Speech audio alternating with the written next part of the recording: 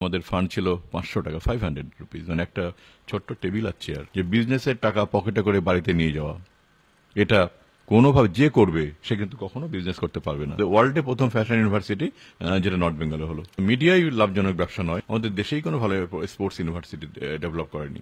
আমি সবাইকে বলবো যেটা যে বেছে সেটাই নিতে যেটা নিজের মন চাইছে।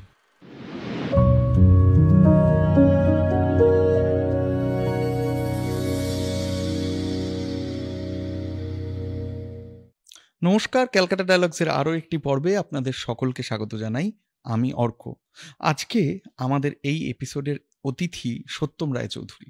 শ্রী সত্যম রায়চৌধুরী কে তা আলাদা করে আপনাদের সামনে বলাটা ধৃষ্টতা। আপনারা সকলেই জানেন, বাঙালি উদ্যোগপতি হিসেবে গত কয়েক দশক আমাদের যারা গর্বিত করে এসছেন, ভারতের মানচিত্রে আমাদের উজ্জ্বল মুখটা যারা তুলে ধরেছেন, তাদের মধ্যে প্রধানতম ব্যক্তি সত্যম রায়চৌধুরী। এবং শিক্ষা দিশারি, এই শব্দটা আমি ব্যবহার করব, এডুকেশন ভিশনারি হিসেবে এই মিলেনিয়ামে, এই দশকে এবং এই নতুন শতকে আমাদের বারবার গর্বিত করেছেন।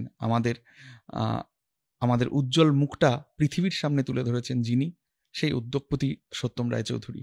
আমরা এই কথাবার্তার মধ্যে দিয়ে তার চলার পথটা, তার জার্নিটা আপনাদের সামনে তুলে ধরার চেষ্টা করব। নমস্কার। নমস্কার। আমাদের এই পডকাস্টটা ক্যালকাটা ডায়ালগস, আমরা বলি এটা ফ্রি স্কুল স্ট্রিট। এমন একটা রাস্তা, এমন একটা যাত্রাপথ যেখানে আমরা জ্ঞানটা, বোঝাপড়াটা মানুষের কাছে বিনামূল্যে পৌঁছে দিতে চাই।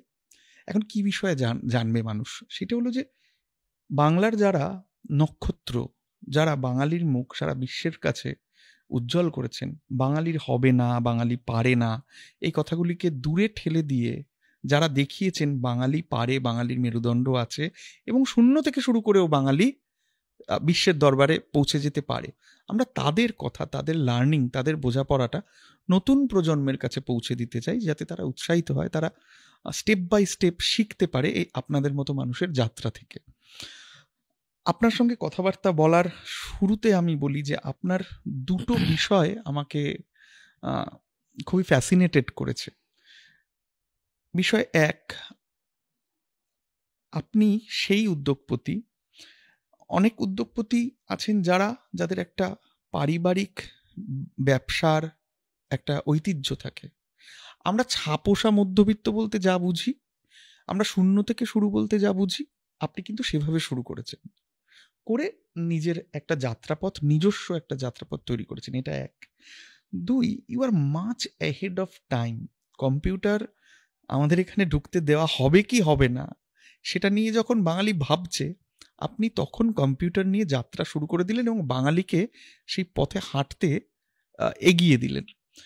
তো আমরা যদি এইটা দিয়ে শুরু করতে পারি যে ওই 1985-80 দশকের মাঝামাঝি কম্পিউটার নিয়ে যখন সকলে দোলা চলে যে এই যন্ত্রটা কি আমাদের কাজ খেয়ে নেবে, এই যন্ত্রটাকে ঢুকতে দেওয়া কি ঠিক হচ্ছে, তখন কলকাতা শহরের নয়, চুচুড়ার মধ্যবিত্ত সরকারি চাকরি করা বাবার সন্তান, আপনারা ভাতৃদ্বয়, আপনারা এটা ভাবলেন কি করে? মানে এই পরিকল্পনাটা শুরু হলো কি করে যে এইটা করতে চাই? এটা যে খুব পরিকল্পনা করে হয়েছে তা নয়, অ্যাকচুয়ালি কোনো কাজ না, মানে একটু পরিকল্পনা করে যে আমি কখনো জীবনে করেছি বা এখনো করছি তাও কিন্তু নয়। মানে এটা টিউশন করতাম। হ্যাঁ, টিউশন করতে করতে তখন মনে হলো যে এটাও তো হতে পারে যে এদের যে নর্মাল টিউশনগুলো আমরা করি তার সঙ্গে যদি কম্পিউটার লার্নিংটা দেয়া যায়। ওকে, সেই ভাবনা থেকেই এই কম্পিউটার টিচিংয়ের এটা শুরু। এবং সেটা বাড়ির গ্যারেজে, সেটা বাড়ির গ্যারেজে। এবং অ্যাকচুয়ালি দেখা গেল যেটা যে ভেবেছিলাম ওই একটা কম্পিউটার বসিয়ে যারা আমাদের কাছে টিউশন নিতে আসে তাদেরকেই আমরা কম্পিউটার শেখাবো। সেটা করতে গিয়ে দেখা গেল যে এদের সঙ্গে সঙ্গে অন্যান্য অনেকেই ইন্টারেস্ট পাচ্ছে এটাতে। তখন এটা সামগ্রিকভাবে একটা নাম দিয়ে, the institute of computer engineers India, এই নামটা দিয়ে প্রথম। এবং আমরা মানে ভাবতে পারিনি, অ্যাকচুয়ালি আমি জীবনে অনেক কিছুই করেছি যেটা প্রথম হয়ে গেছে, এটাও ঠিক প্রথম, যে প্রথম computer training institute in Bengal সেটা হয়ে গেল। মানে সেটা ভাবনাটা এলো ওইভাবে, তারপরে একটা নাম ঠিক হলো, তারপরে ওটাকে কম্পিউটার একটা এডুকেশন, একটা প্রপার এডুকেশন শুরু হলো। এবং তখন জানতামও না যে এটা কি হবে, এর থেকে আবার একটা সার্টিফিকেশন লাগবে, স্টুডেন্টরা after completion of the program একটা সার্টিফিকেট চাইবে ডেফিনেটলি, তো সেটা কিভাবে পাওয়া যাবে। এটা যখন কোনো জিনিসের মধ্যে ঢুকে যাওয়া যায় তখন আস্তে আস্তে আস্তে আস্তে জিনিসগুলো হতে থাকে। আমাদেরও একটা লার্নিং যে একটা স্টুডেন্ট যখন পাস করবে ডেফিনেটলি তার একটা সার্টিফিকেট চাইবে, সেটা কিভাবে হবে, তার অথরিটি কে, সে অথরিটির কাছে তখন অ্যাপ্রোচ করতে হবে, তখন আরও ফর্মালিটিস থাকবে, এইসব অনেক কিছু। এবং তখনকার সময় একটা কম্পিউটার বসানো মানে দ্যাট এ হিউজ থিং। হ্যাঁ, যে একটা এখনকার মতো এই নয় যে একটা মার্কেটে কাউকে ফোন করলাম আর একটা কম্পিউটার বসিয়ে দিয়ে গেল, that is not so easy that time. Computer বসিয়েছিলেন? একটাও নয়, মানে একটাও নয়। প্রথম হচ্ছে কম্পিউটার শেখো থিওরিটিক্যাল, কারণ ওই সময়টা যেটা ছিল সেটা হচ্ছে যে কম্পিউটারের এখনকার মতো এই রেডি সফটওয়্যার তো ছিল না, তখন প্রোগ্রামিং লিখতে হতো। যে এই বেসিক, কোবল, ফরটন, পাস্কাল, এগুলো বড় বড় মোটা বই ছিল, বইগুলো পড়তে হতো, সেখান থেকে সেগুলো লার্নিং করে তারপর নিজেরা প্রোগ্রাম লিখতে হতো। সেই প্রোগ্রামগুলো হওয়ার পরে তারপরে সেটা তখন কম্পিউটারে যেত, যে এটা কম্পিউটার আদৌ সেই প্রোগ্রামগুলো নিচ্ছে কি নিচ্ছে না, এইভাবে হতো সেটা। তো সেই জায়গা থেকে শুরুটা, এবং প্রথম কম্পিউটার কেনার টাকাও ছিল না। হ্যাঁ, তা ভেবেছিলাম আচ্ছা দেখা যাক না। তো এই করতে করতে তারপর তো সেটা একটা ইতিহাস যে একটা কম্পিউটার কেনার জন্যে ব্যাংক থেকে একটা লোন নেওয়া হলো, বাড়িটা মর্টগেজ রেখে ব্যাংক থেকে লোন নেওয়া হলো। যারা আমাদের টিউশন পড়তো ছাত্রছাত্রীরা তাদের থেকে কিছু অ্যাডভান্স নিয়ে বা তাদের ফ্যামিলি থেকে এসব করে একটা কম্পিউটার তো কেনা হলো অনেক দিন বাদেই। তারপরে কম্পিউটার বসা থেকে দেখা গেল সে আরও হ্যাপা, সেখানে একটা ইলেকট্রিক লাইনটাকে চেঞ্জ করতে হবে, হিউজ ইলেকট্রিক লাইন লাগবে, সেখানে এয়ার কন্ডিশন লাগবে একটা, মানে যারা কম্পিউটার সাপ্লাই করলো তখন বললো যে একটা এয়ার কন্ডিশন রাখতে হবে, এয়ার কন্ডিশনে রাখতে হবে, তখন আবার এয়ার কন্ডিশন মেশিন, সেটা একটা হিউজ, তখন একটা এয়ার কন্ডিশন মানে তখনকার দিনে একটা হিউজ থিং, যে আবার একটা এয়ার কন্ডিশন কেনা, দামও অনেক। তো সেগুলো ইনস্টলমেন্টে ওগুলো কেনা হলো। এই করে আবার আমাদের বাড়িটার নামও হয়ে গেল কম্পিউটার বাড়ি। হ্যাঁ, যখন তখন ওই চুঁচুড়া শহরে নাম হয়ে গেল কম্পিউটার বাড়ি। তখন এই কম্পিউটার দেখার জন্য অনেকে আসতো, যে কম্পিউটারটা কি দেখি। কলকাতা শহরেও তেমন একটা কম্পিউটার নেই। না, নেই তো। কম্পিউটার দেখার জন্য লোকে আসতো, যে কম্পিউটার বাড়ি, কম্পিউটার দেখার জন্য লোকে আসতো। তো এইটা থেকেই শুরু। তো সেটা সেই সময়টাতে যদিও শুরুর সময়টাতে কোনো প্রতিবন্ধকতা হয়নি, কিন্তু তারপরে তুমি যেটা বললে যে ওই সময়টাতে কম্পিউটার ঢুকতে দেওয়া হবে কি হবে না সেটা নিয়ে দোলাচাল, সেটা নিয়ে প্রতিবন্ধকতা, হ্যাঁ সেটা হয়েছিল। আমরা তারপরে ওই সেন্টারটা তৈরি করার পরে তারপর তো মানে অনেক সেন্টার করেছিলাম আমরা, প্রায় মোর দ্যান 100। হ্যাঁ, আমি তোমাকে এটা শেষ করি এই জায়গাটা, তুমি যে বললো ওই জায়গাটা। তো ওই কিছু কিছু জায়গাতে ওই সেন্টারটা ওপেন করতে গিয়ে তখন আমরা অনেক বিপদের মধ্যে পড়েছি। হ্যাঁ, দেখা যাচ্ছে কম্পিউটার সেন্টার ইনগরেশনের জন্য একটা ডেট করা হয়েছে, বাইরে হিউজ একটা স্লোগান চলছে, একটা প্রোটেস্ট চলছে, যে কম্পিউটার হটাও, কম্পিউটার বাদ দাও, কম্পিউটার থাকা মানে আমাদের চাকরি চলে যাবে, হ্যাঁ কম্পিউটার সেন্টার খুলতে দেওয়া হবে না। এটার মধ্যে দিয়ে আমাদের যেতে হয়েছে তখন। দেখুন, এই যে ঝুঁকিটা নিলেন, মা বাবারা তো ঝুঁকি নিতে না করে, আমাদের একবিংশতেই না করে। আর আমি বলছি 80-র দশক, সে সময় আপনার বাবা সরকারি চাকুরে ছিলেন, আপনার মা হোম মেকার, তো বাড়ি থেকে বাধা আসেনি যে ব্যবসা, ঝুঁকি, তাও আবার নতুনতর ব্যবসা যেটা আগের প্রজন্ম জানেই না, বোঝেই না? না, এটা কোনোদিনই আসেনি। অ্যাকচুয়ালি আমাদের বাড়িতে এবং মা বাবা খুব উদার মনের মানুষ অ্যাকচুয়ালি, এবং যার জন্যে কখনো আমরা কি করব, মানে বাবার একটাই ছিল যে আমরা ঠিকমতো পড়াশোনা করছি কিনা, এইটুকুই। তারপরে আমরা যখন বড় হলাম, আমাদের বাড়িতে কখনো আমাদের বলা হয়নি যে আমরা কি করব, কি পড়বো, বা কোনো জব করব কি করব না, বা আমরা বিজনেস করব কি করব না, সেটা নিয়ে কখনো মা বাবা কখনো ভাবেননি। এবং আমরা করতে গিয়ে কখনো সেটা নিয়ে তারা কখনো আমাদেরকে এটাতে, এখনকার অনেক সময় শুনি যে চাকরি ছাড়া নিজেরা কিছু করতে গেলে মা বাবা ভীত হন। আমাদের মা বাবা কখনো ভীত হননি, বরঞ্চ আমাদেরকে উৎসাহই দিয়েছেন এবং এগিয়ে দিয়েছিলেন। সেদিক থেকে আমরা লাকি। খুব পায়োনিয়ারিং, কারণ সে সময় এটা কল্পনা করা যেত না। ঠিকই। আপনারা স্কেল আপ করা শুরু করলেন, মানে প্রথমে আপনাদের মডেলটা তৈরি হলো চুঁচুড়ায়, প্রোটোটাইপ আজকে আমরা বলি, MVP মিনিমাম ভায়াবল প্রোডাক্ট, তারপর স্কেল আপ করলেন। একটা সময় দেখা গেল যে 70টা কলেজে এবং বেশ কিছু ইউনিভার্সিটিতে আপনাদের ইন্ডিভিজুয়াল কিছু সেন্টারে কম্পিউটার লার্নিং আপনারা একটা কোর্স মডিউল ডিজাইন করে চালাচ্ছেন। এটার পেছনে যারা ব্রেনস্টর্মিং করছে, যারা প্ল্যান করছে, তারা শুধু আপনারা দুজন ছিলেন প্রথমে? আপনি হ্যাঁ, আপনার প্রথমে দাদা? আমরা দুজনই। তারপরে হচ্ছে যে এখন পড়াবে কে? আমি তো জানতাম না কম্পিউটার। ওকে? হুম, দাদা কিছুটা জানতো। হুম। আমি তো কিচ্ছু জানতাম না। আমি প্রথম ব্যাচে আমিও কম্পিউটার শেখার জন্য ক্লাস করতাম। আচ্ছা। আর ওখানে ওই বাড়ির কাছাকাছি একটা ওই আমাদের শাহগঞ্জ ডানলপ ফ্যাক্টরি ছিল।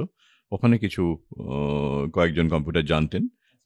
তারা এলেন ওই ক্লাসগুলো নেয়ার জন্যে, থিওরিটিক্যাল এবং প্র্যাকটিক্যাল ক্লাসগুলো নেয়ার জন্যে, এবং তাদের কাছেই মেনলি আমরা সেইভাবে শিখেছি। তারপরে অনেকেই আস্তে আস্তে যারা কম্পিউটার শিখেছেন বা কম্পিউটার জানেন, বিভিন্ন জায়গাতে রয়েছেন, তারা আস্তে আস্তে আমাদের সঙ্গে যোগাযোগ করতে শুরু করলেন। তখন দেখা গেল অটোমেটিক্যালি পড়ানোর লোকজন চলছে, অনেক, পড়ানো পড়ানোর সহজ লোকজন হয়ে অনেকে যাচ্ছে। এসে গেলেন। 90-এর দশকে আপনারা ভোটার আইডি কার্ডের কাজ শুরু করলেন, সচিত্র পরিচয়পত্র তৈরি করার। এটা আমি যখন আপনার জার্নিটা পড়ছিলাম, আমার মনে হয়েছিল যে একজন উদ্যোগপতি, তিনি যখন তার পুঁজি বাড়াতে চান, তিনি নানা রকম কাজ করেন, করে পুঁজিটাকে বাড়িয়ে নেন, বাড়িয়ে তারপর তার প্রাইমারি যে কাজটাকে, সেটাকে তিনি আরো ম্যাগনিফিসেন্ট করে তোলেন। আপনারা এই কাজটা কেন করেছিলেন? সে সময় কেন রাজি হয়েছিলেন ওটা না, সে করতে? সময়টা অ্যাকচুয়ালি তখন আমাদের প্রচুর স্টুডেন্ট, মানে প্রত্যেক ডিস্ট্রিক্টেই তখন কম্পিউটার সেন্টার ডেভেলপ করে গেছে 94-এ এটা। প্রত্যেক ডিস্ট্রিক্টেই কম্পিউটার সেন্টার রয়েছে, বিভিন্ন কলেজগুলোতে, ইউনিভার্সিটিগুলোতে কম্পিউটার সেন্টার রয়েছে। প্রায় মানে লক্ষাধিক ছাত্রছাত্রী তখন কম্পিউটার পড়ছে আমাদের সবগুলো সেন্টার মিলিয়ে। তখন এরকম একটা অপরচুনিটি এলো যে গভর্নমেন্ট এ ধরনের একটা স্কিম নিয়েছেন, যে সেখানে দুটো কাজ। একটা হচ্ছে যে ফটো তুলতে হবে, ক্যামেরা নিয়ে ফটো তুলতে হবে, ফটোগুলো নিয়ে এসে তারপরে কম্পিউটারে সেটাকে দিয়ে এবার ডেটা এন্ট্রি করতে হবে এবং গ্র্যাব করতে হবে টোটালটাকে, এবং ফটো এবং ওই ডেটাকে ম্যাচ করাতে হবে, হুম। করিয়ে কার্ডগুলোকে প্রিন্ট করে সেটাকে ল্যামিনেট করে ডিস্ট্রিবিউট করতে হবে। ডিস্ট্রিবিউট করতে হবে। হ্যাঁ, এটা তখন আমরা দেখলাম যে এটা আমাদের সবটাই আছে, কারণ ম্যান স্টুডেন্ট, পাওয়ারও রয়েছে, এত স্টুডেন্ট রয়েছে, তারাই কাজটা করতে পারবে, এবং তারা ফটো তুলতে পারবে, তারা সেটাকে কম্পিউটারে ফেলে গ্রাফ করতে পারবে, এবং ডেটা এন্ট্রি করতে পারবে, সবটাই করতে পারবে। তো আমরা যার জন্যে টেন্ডারে পার্টিসিপেট করলাম এবং পেয়েও গেলাম একটা পোর্শন, এবং সেখানে আমাদের স্টুডেন্টরা অসীম উৎসাহে সেই কাজগুলো শুরু করলো, এবং সেই বিভিন্ন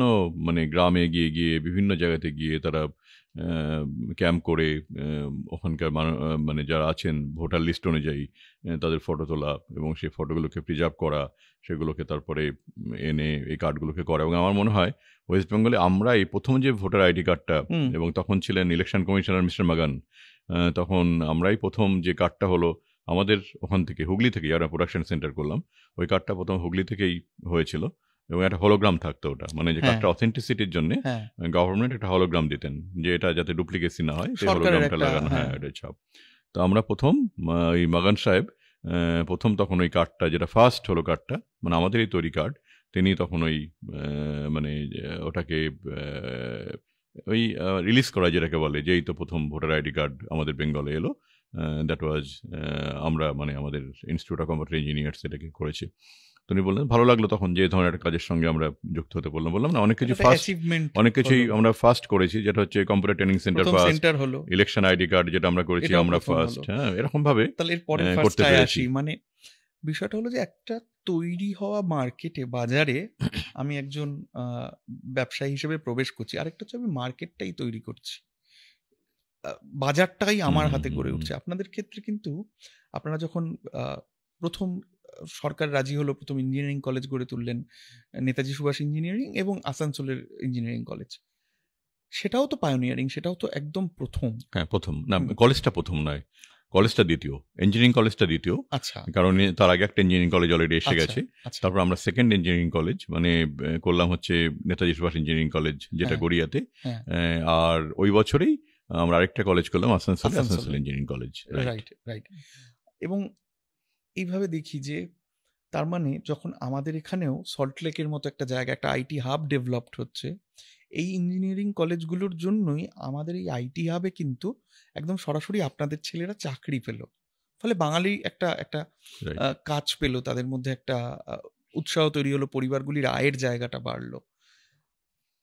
স্কেল আপ, আস্তে আস্তে বিষয়টা বাড়ানো, এটা এটা কিভাবে দেখেছিলেন, কিভাবে ভেবেছিলেন তখন যে একটা প্রথম ইউনিট, সেটাকে আজকে এত ইউনিট, কিভাবে সেটাকে ভেবেছিলেন, যেটাকে কিভাবে না স্কেল আপ আসলে করা বললাম যায়? না, আমি কোনো কিছু ভাবিনি। হ্যাঁ, কোনো কিছুই ভাবিনি যে সেই যখন ভেবেছিলাম যে একটা কম্পিউটার ট্রেনিং সেন্টার, ভাবলাম যে ও এটাই তো, that is our future, that is our life. একটা কম্পিউটার ট্রেনিং সেন্টার হয়েছে। তারপরে যখন 2টো হলো, 2টো থেকে 3টে হলো, 3টে থেকে 4টে করতে, করতে, করতে, করতে সারা বেঙ্গলে কম্পিউটার সেন্টার হলো বিভিন্ন কলেজ, ইউনিভার্সিটিতে। তারপরে পাশের রাজ্য মানে ত্রিপুরাতে গেল, অন্ধ্রপ্রদেশে হলো। বিভিন্ন জায়গাতে তখন এই সেন্টারগুলো তৈরি হলো। তখন ভাবলাম যে বাহ! এটা তো খুব একই ব্যাপার সোজা। হ্যাঁ? একটা থেকে একটা, একটা থেকে একটা, এবং স্টুডেন্টরা শিখছে। তারাই আবার বিভিন্ন অন্য একটা জায়গাতে গিয়ে কম্পিউটার সেন্টার তৈরি করছে।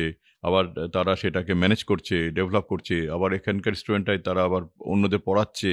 ওকে? এই করতে, করতে একটা ইকোসিস্টেম তৈরি হয়ে গেল, এবং একটা বড় একটা টোটাল একটা কম্পিউটার এনভায়রনমেন্ট তৈরি হয়ে গেল বলতে কম্পিউটার গেলে। লার্নিং হ্যাঁ, লক্ষ, এনভায়রনমেন্ট, লক্ষ হ্যাঁ। ছাত্রছাত্রী, তার সঙ্গে টিচার, তার সঙ্গে যারা শিখছে তারা অন্যদের শেখাচ্ছে। এই করতে, করতে একটা রিভলিউশন হলো কিন্তু এটা।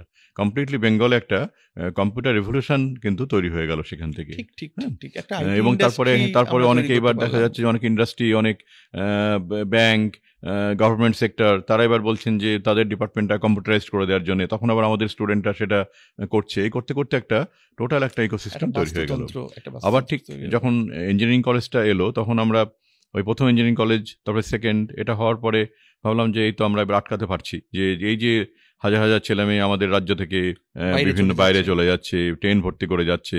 এখানে কেউ পড়ার সুযোগ নেই। কোনো ছেলে এখানে ইঞ্জিনিয়ারিং পড়তে পারছে না। তাই তো আমাদের এখানে 2টো কলেজ মিলিয়ে প্রতি বছর 500টা বা 600টা ছেলে মেয়ে পড়তে পারছে। ওকে, এটা যদি আমরা আস্তে, আস্তে, আস্তে স্কেল আপ করতে পারি, বাড়াতে পারি। তারপরেই আবার শিলিগুড়িতে একটা হলো। তারপরে এই করতে 3rd, 4th, 5th করতে, করতে, করতে, করতে আবার ওগুলো বাড়তে থাকলো। তখন দেখা গেল যে এখন we are the largest producer of engineers, এবং আমাদের ছাত্রছাত্রীরা সারা পৃথিবীতে ইঞ্জিনিয়ারিং পাশ করে তারা সারা পৃথিবীতে ছড়িয়ে গেছে। দেশে বিদেশে যেখানেই যায় না কেন, সেখানেই দেখতে পাই যে স্টুডেন্টরা আসছে, হয়তো এসে প্রণাম করছে, এসে বলছে আমি এখানে আছি। হ্যাঁ, কেউ বলছে আমি গুগলে আছি, কেউ বলছে মাইক্রোসফটে আছি, কেউ বলছে অ্যামাজনে আছি। হ্যাঁ, কেউ বলছে আমি অ্যাকসেঞ্চারে আছি। মানে সারা পৃথিবীতে যেখানেই যাই না কেন আহ, দেখা হয়। হ্যাঁ, তারা আমাকে চিনে, তারা আমার কাছে আসে, তারা কথা বলে। কোনো ডেলিগেশনে গেলে বা কোনো হয়তো কোথাও একটা কোনো ইভেন্টে গেলাম, সেখানে দেখতে পাচ্ছি যে আফটার কমপ্লিশন দ্য ইভেন্ট যখন বাইরে বেরিয়েছি, তখন দেখি বেশ আমার এক ছাত্রছাত্রী অনেকে দাঁড়িয়ে আছে তাদের ফ্যামিলি নিয়ে, যারা এখান থেকেই শুরু করেছিল এক শুরু সময়। করেছিল। তো এগুলো খুব ভালো লাগে এগুলো, এবং তখন দেখে তখন মনে হয় যেন সত্যিই এটা তো কিছু আজকে একটা সারা করা হয়েছে। পৃথিবীতে, হ্যাঁ সারা পৃথিবীতে আজকে সেই 1984 থেকে এই 2024, এই এত বছর ধরে, প্রায় 40 বছর ধরে এই যে লক্ষ লক্ষ ছাত্রছাত্রী আমাদের এখান থেকে পড়াশোনা করে সারা পৃথিবীতে ছড়িয়ে গেছে। তারা সেখানে তাদের অন্যান্য কান্ট্রিকে সার্ভ করছে, আমাদের দেশকে রিপ্রেজেন্ট করছে। আমাদের ওখান থেকে তারা একটা ইনকাম করে তারা তাদের ফ্যামিলিতে দেশে তারা অর্থ পাঠাচ্ছে, ফ্যামিলিতে দেশের দিচ্ছে। অর্থনীতিতে হ্যাঁ, একটা impact ফ্যামিলিকে তৈরি তারা করছে। বড় করছে। হ্যাঁ, ফ্যামিলিকে সাপোর্ট করছে, সোসাইটিকে সাপোর্ট করছে। এটা তখন মনে হয় যে সত্যি একটা কিছু করার মতো করা, এটাকেও তখন ভালো লাগে। এগুলোই পাওয়া আর কি। এটা যে কোর্স ডিজাইন, মানে বেসরকারি স্তরে আপনাদের আরেকটা অবদান, সেটা হলো মাস কমিউনিকেশনের মতো বিষয়কে আপনারা ইন্ট্রোডিউস করেছেন। আবার বায়োটেকনোলজি, সেটাও আপনারা ইন্ট্রোডিউস করেছেন।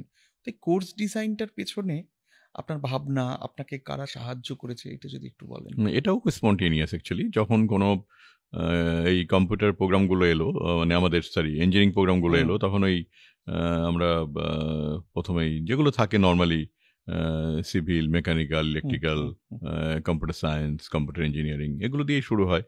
তারপরে নতুন নতুন নতুন নতুন কোর্সেস, এবং আমার মনে হয় যে ওয়েস্ট বেঙ্গলে প্রচুর প্রোগ্রাম আমরা এনেছি, যেগুলো ইঞ্জিনিয়ারিংয়ের উপরে, যেমন biotechnology, biomedical engineering, food technology, কম্পিউটারেরই নানা রকম অ্যালাইড প্রোগ্রামস। তারপরে হচ্ছে যে এই যে bachelor of computer application, bachelor of business administration, এগুলোও আমরা প্রথম। এবং এই hospital management, hospitality management, mass communication, media, এই এই ধরনের প্রোগ্রাম, অনেক প্রোগ্রাম মানে আমরাই হয়তো প্রথম ইন্ট্রোডিউস করেছিলাম এখানে। এবং এত বছর ধরে হয়তো যেহেতু আমাদের কলেজগুলোকেও আরও বেশি ভায়াবল করতে হবে, আরও বেশি স্টুডেন্টদেরকে অ্যাট্রাক্ট করতে হবে, সেই জন্য নতুন নতুন ভাবনা, নতুন নতুন চিন্তা এগুলো করতে হয়েছে। হ্যাঁ, তবে ডেফিনেটলি গভর্নমেন্ট বডি যেগুলো আছেন, আমাদের ইউনিভার্সিটি যেগুলো, আমাদের ইঞ্জিনিয়ারিং কলেজগুলোকে যারা মেনলি এই কোর্সগুলোকে অ্যাপ্রুভ করেন, মডিউলগুলোকে সাজায়, হ্যাঁ কোর্সগুলোকে অ্যাপ্রুভ approve করেন, করে। তাদের বোর্ড অফ স্টাডিজ আছে এবং সেখানে বিভিন্ন ফ্যাকাল্টিজরা আসেন, সেখানে তারা নতুন নতুন কোর্স ডিজাইন, তার সিলেবাসটা কীরকম হবে, কেমন হবে, তারা সেগুলো হেল্প করেছেন। কিন্তু আমরাও অনেক সময় একটা পার্ট নিয়েছি যে এই ধরনের প্রোগ্রামটা এলে স্টুডেন্টদের জন্য ভালো হবে, এই ধরনের কোর্সটা করলে জব অপরচুনিটি বাড়বে। আমিও যেহেতু বহু বছর ধরে সারা পৃথিবীতে ঘুরে বেড়াই, বিভিন্ন ইউনিভার্সিটিতে যাই, বিভিন্ন অর্গানাইজেশনে আমি যাই, আমিও কোথাও কিছু নতুন কিছু দেখলে সেটাকেও চেষ্টা করি এখানে ইন্ট্রোডিউস করার জন্য। এই করতে করতে করতে করতে হয়তো আমাদের ইউনিভার্সিটি, আমাদের কলেজ সব কিছু মিলিয়ে দেখা যাবে যে হয়তো যত রকম প্রোগ্রাম হওয়া উচিত সব রকম প্রোগ্রামই আমাদের ইউনিটগুলোতে রয়েছে। তা এটা একদিনে হয়নি, এটা প্রতি মুহূর্তে ডেভেলপ করতে করতে হয়েছে এবং প্রতিদিন এটা হয়। এই যে আমাদের ইউনিভার্সিটিতে নতুন নতুন প্রোগ্রামগুলো আসে প্রতি বছর, কলেজগুলোতে নতুন প্রোগ্রামগুলো আসে, এটা কিন্তু মানে প্রতিদিনের ভাবনা চিন্তা থেকে আস্তে আস্তে বাড়তে বাড়তে বাড়তে বাড়তে এটা হয়ে যায়। সিস্টার নিবেদিতা ইউনিভার্সিটির আপনি চ্যান্সেলর। এই ইউনিভার্সিটি, টেকনো ইন্ডিয়া ইউনিভার্সিটির পাশাপাশি এই ইউনিভার্সিটিটা গড়ে তোলার বিষয়টা যদি বলেন, এইটার কথা কেন ভাবলেন? অ্যাকচুয়ালি যেমন কলেজ একটা একটা করতে করতে এখন প্রায় 22টা কলেজ আমাদের, হ্যাঁ। Engineering college. ইঞ্জিনিয়ারিংয়ের সঙ্গেও আরও অনেক কলেজ আছে, management college, B Ed college, polytechnic college, ITIs, করতে করতে অনেক কলেজ, ঠিক আছে। তখন ইউনিভার্সিটি যখন একটা হলো, এবং that is the first private university in Bengal. আমি বললাম অনেক কিছু ফার্স্ট, সেটা হচ্ছে first private university in Bengal, Techno India university.